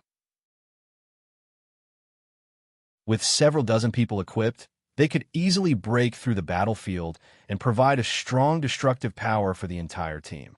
Although it was just a smaller version, it was not simple, so it was normal for it not to be completed. What about the source energy swords? There are some results, but they can't be used. When he looked through the window of a laboratory, Chu Tian could see a few researchers working on a strange weapon. This weapon looked like a small handle with a strong energy structure inside. The handle was a source energy array, and when the weapon was activated, a high-heat energy beam came out of the handle. It looked a bit like a flashlight, but the difference was that the beam of light from the handle was condensed. When the high energy combined, it formed a solid substance, so it had a terrifying temperature. It could cut through steel like tofu. This was a basic close combat source energy weapon. Chu Tian had given the blueprints and let the laboratory try to make it. From the looks of it, the results were not good enough, and each energy sword was not stable. Where's the main problem? The main problem is materials and energy. Meng Qingwu replied, most of our materials come from southern Xia. Even if we use the highest grade materials, it is hard to withstand the heat and power of the energy swords. Other than that, our energy batteries are not strong enough, and the energy swords weaken after 10 seconds, so it is hard to stabilize the energy swords. When we were making the source energy cannons, we had already used up all of our high-grade metals. Chu Tian gave a sigh. There really wasn't a perfect thing in this world. They were prepared to make 8,000 berserkers. Each berserker would wear heavy armor, a heavy axe, and they would be equipped with source energy grenades, source energy swords, individual cannons, and storm rifles, suitable for all kinds of situations. If they could really have this kind of army, Chu Tian could directly charge into the forest of chaos and kill everyone. No matter how strong the locals were, could they block this kind of formation? Perhaps 100 storm rifles would be enough to make the locals run for their lives. We need large amounts of weapons. Meng Qingwu was very clear on Miracle Commerce's situation, especially the source energy cannons and storm rifles, these super strong weapons. Only, these weapons have very high requirements for materials, and we can't find this kind of, or in southern Xia. I'm afraid we'll be stuck here for a long time. Time is precious. We can't drag it out. Chu Tian said, starting from tomorrow, we'll split up. You wouldn't be thinking of going to the Forest of Chaos first, right? Miracle Commerce was not prepared yet, so wouldn't rushing to the Forest of Chaos alert the enemy? The Eagle Burial Kingdom could make a move against Southern Summer at any time, so Chu Tian had to prepare ahead of time. You'll stay in Southern State and be in charge of the Forest of Chaos outer layer, as well as the recruitment work. I'll enter the Forest of Chaos. Relax, I'm going to find resources this time and ask around. I won't make a big deal out of this. Meng Qingwu was a bit hesitant. I'm afraid it's too risky. I'll bring Vivian and everything will be fine. Vivian's cultivation was deep, and she had an innate spatial energy. Even if she met someone she couldn't beat, she would most likely be able to run away. So with Vivian by Chu Tian's side, Chu Tian would be very safe. And it's like this. Meng Qingwu took over all the work and began to build the Berserker army. On the second day, Miracle Commerce brought out over 100 reborn barbarians. Each one was equipped with powerful armor and weapons, and Meng Qingwu brought them to Barbarian City. Barbarian City was instantly filled with a large stir. The old chief never would have thought that after leaving for a few days, his clansmen would all become completely different people. Their strength had increased by at least 5-6 times. Any one of these 100 people would be a terrifying existence that an early or mid-awakened soul cultivator would find hard to deal with. What made the barbarians even more jealous was Southern State's Marquis Meng Qingwu announced, "These 100 people have officially joined Miracle Commerce and are now directly trained by Miracle Commerce." This was equal to receiving an iron rice bowl. Miracle Commerce was famous for its generous treatment. Other than that, each barbarian that became a berserker would not only gain strength, their families would also be taken care of by Miracle Commerce. The berserkers had signed a contract with Miracle Commerce. As long as they served for 5 years, their freedom would no longer be restricted. The berserkers had the right to withdraw from the army and return to live in the barbarian region. Miracle Commerce did not need to take the initiative to recruit people. In just a few short days, several tens of thousands of young barbarians cried and begged to become Miracle Commerce's soldiers. They would give you strength, they would give you freedom, and they would take care of your family. To the barbarians, this was a chance to stand out. Of course, Miracle Commerce was not polite. Meng Qingwu used her status as the Southern State's Marquis to publicly announce, "As long as you cultivate the Berserker art, you can join Miracle Commerce's reserve army and line up to become a berserker." Once the news came out, in just 2 short days, the number of berserkers in the reserve army reached over 1,000. Miracle Commerce made large amounts of berserker medicine, barely meeting the demand. However, with the increasing number of people in the reserve army and the running out of berserker medicine materials, this task could not be completed in a short period of time. Recently, Meng Qingwu had been in charge, and Chu Tian had not appeared for several days. Only the high-level members of Miracle Commerce knew that he had quietly left Southern State and headed to the unknown south.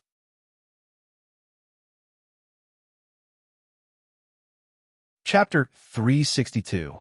The Forest of Chaos did not have 4 seasons. There was only a rainy season and a dry season. It was the Forest of Chaos rainy season right now. The warm and humid air flowed from the west coast to the mountain range, covering the entire Forest of Chaos. The fertile soil and the small population made it easy to obtain food, and there were many varieties to choose from. Whether it was spirit beasts, elves, or even ogres, as long as they found a piece of land and scattered their seeds, they would be able to harvest many delicious fruits in the coming year without any cultivation. There was no kingdom, no law, and no order here. People did not need to pay taxes, and they did not need to bow down to anyone. As long as they were strong enough, The rich forest's resources were endless. This was the heaven of the strong. It was the hell of the weak. The rich and complex environment gave birth to many different kinds of life. From the ancient species to the rare beasts of the modern era, from the ancient dragons to the elegant elves, they all regarded the forest of chaos as their ideal home. Although the resources here could support 100 times the population, it was hard to avoid fighting where there was life. Humans fighting with humans, humans fighting with beasts, and beasts fighting with beasts were already the most common scenes in the forest. There was no end to their desires. For example, the Dragon Lord. This was a giant dragon that had lived for thousands of years, occupying the noble dragon city. It was said that his wealth could be piled up into the sky. However, he was still not satisfied with this. He would plunder large amounts of wealth from the subordinate cities every year. The giants of the giant mountain range, they emptied 100 miles of mountains and built the largest palace in the forest of chaos. The treasures inside were coveted by countless experts of the continent. The Elven King ruled the Elven Council, controlling several dozen elven cities and working with several small and medium-sized races, becoming one of the strongest powers in the forest. They controlled countless ancient knowledge and wisdom. The beautiful sea race, Queen, built a city in the sea, stretching from the far west coast to the center of the forest of chaos. She wanted to take all the treasures of the sea and land into her hands. There were countless other powers that were not weaker than peak warring kingdoms. They wildly explored the forest of chaos, endlessly fighting and killing. The powers intertwined with each other, and the forest of chaos was in chaos. Heroes rose together. The strong contended. The weak could only choose to be vassals, and even more of the weak tried their best to hide themselves, maintaining the laws of the dark forest. No one knew just how many unknown secrets and strengths were hidden in this primitive forest. The forest of chaos, the outer region. This place was not strongly affected by the rainy season, but it was still warm and humid. This was a very low-developed area.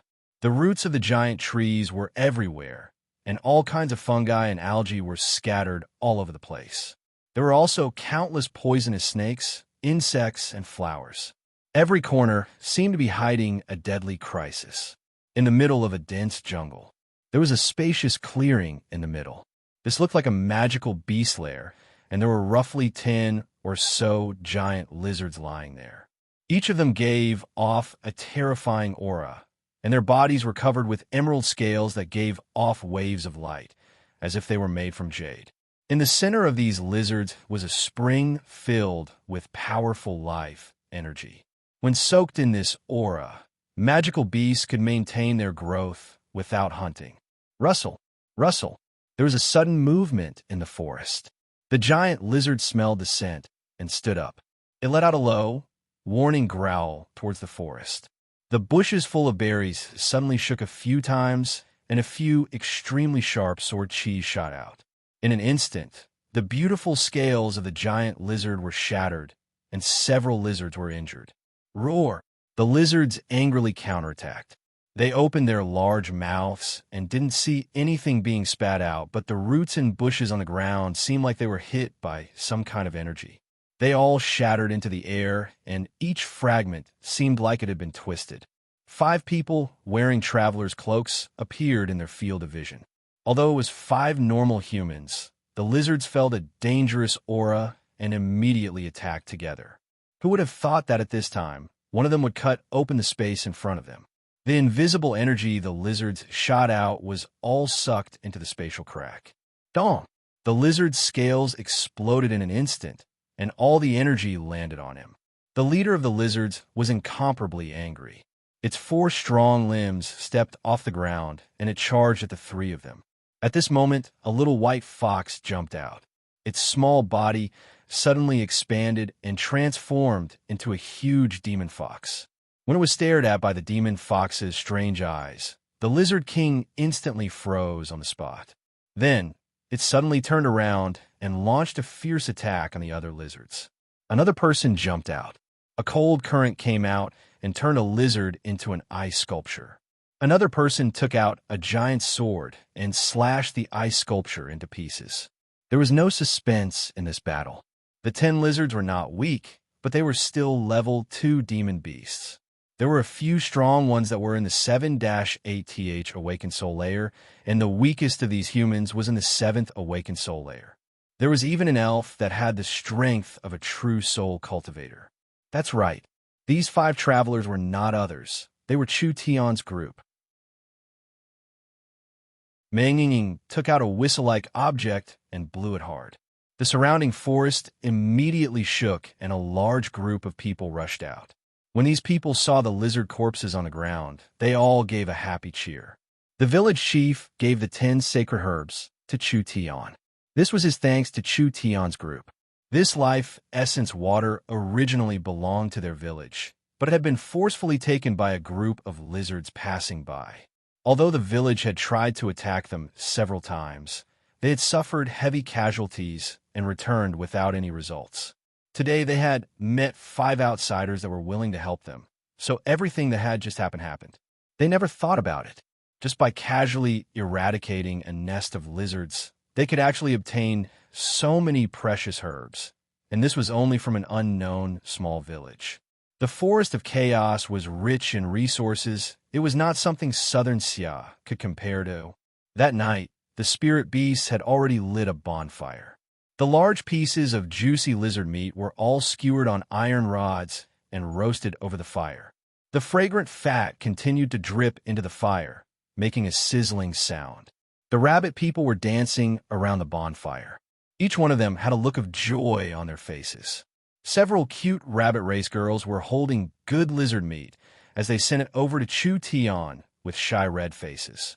Their eyes were filled with hints. If there was a need, they were willing to provide some special services. There were no moral restrictions in the Forest of Chaos, and the spirit beasts were like this. Chu Tian looked at the rabbit race girls with interest. From their appearance, the rabbit race was in line with human aesthetics. They were not covered in fur like some spirit beasts. These spirit beasts had many human characteristics, only having rabbit tails, ears, and etc. The rabbit race had quite a bit of foreign beauty. These rabbit race girls were clearly chosen by the village chief to please these people. Chu Tian left these rabbit race girls to drink with them and also to ask for information. Meng Ying used the Source Energy Barbecue Array to reheat the meat. This meat tastes pretty good. Is that so? I think it's a bit old. Their mouths were covered in oil, and the little fox had already eaten several dozen kilograms of barbecue meat. They were surrounded by rabbits, delicious barbecue meat, special fruit wine, and a primitive village. All of this had a special flavor. In short, it was something that couldn't be felt in a human country. They brought a total of 5 people this time. Chun Bingyu, Dongfang Haoran, and Vivian. These 3 were either bodyguards or guides. As for Meng Ying, she was purely here to play. Chu Tian was already a high-level Awakened Soul cultivator in the 8th Awakened Soul layer. Meng Ying had broken through to the 7th Awakened Soul layer 2 days ago, only a bit later than Nangong Yun and much faster than Meng Qingwu and the others. Because of Vivian's strong request, Chu Tian brought her along as a reward for her hard work. In a few days, everyone was only at the edge of the forest. The Forest of Chaos was too large. It was several dozen times larger than the Southern Summer Country. Although this area was mainly covered in forest, it was not completely covered in forest. There were also deserts, beaches, swamps, and other areas. Other than that, the population density of the Forest of Chaos could not compare to Southern Xia. But the demon beast density was several times higher than Southern Xia. It was because the Forest of Chaos was too large. Vivian was not clear on the situation here, so she could only talk about the large powers. As for the other small powers and hidden powers, not to mention her who rarely went out, even an elven elder wouldn't be able to explain them. Meng Ying took a bite of the roasted meat. How can we establish ourselves in the forest? Is there need to say? Of course it's to steal a city. Vivian said without even thinking. The Forest of Chaos has tens of thousands of cities and most of these cities are built in places with the richest spiritual veins, the most resources, and the safest environments. As long as we can steal a city, we can become a lord and develop our influence through managing the city. For a small village like this, there's a lot of mobility. It won't be able to grow. Meng Yingying found this very interesting. Then what are we waiting for? Can't we just directly steal it? Chu Tian rolled his eyes. If stealing a city was that easy, the Forest of Chaos would have already been unified by others. That's right, that's right. Vivian nodded in agreement. The Forest of Chaos is much stronger than Southern Xia. Any random forest city would have quite a few true spirit cultivators guarding it. If we want to capture this city, the difficulty would not be lower than capturing Southern Summer's Imperial City. Meng Yingying was secretly speechless. Any random city in the Forest of Chaos had this kind of shocking strength. With Miracle Commerce's current strength, they really couldn't steal it. Even if they did, they wouldn't be able to defend it. After all, in this chaotic area, the hundreds of races were very chaotic. Vivian said with a sigh, "It's a pity that I'm not an adult yet. Otherwise, I could ask Royal Father to give me an elven city." Pooh! They almost spat out the things in their mouths. Chu Tian also looked at Vivian with a face of surprise. Although he knew that Vivian's status wasn't low, he never thought it would be this high. Could it be that her father was the Elven King? But it seems like there's no hope now. I left the tribe to gain experience, and this matter has definitely been reported to the council. With this stain, the council will not approve it. That you're tuning in to the Warrior Lore YouTube channel. Don't forget to subscribe and join us on this journey to catch the most captivating stories.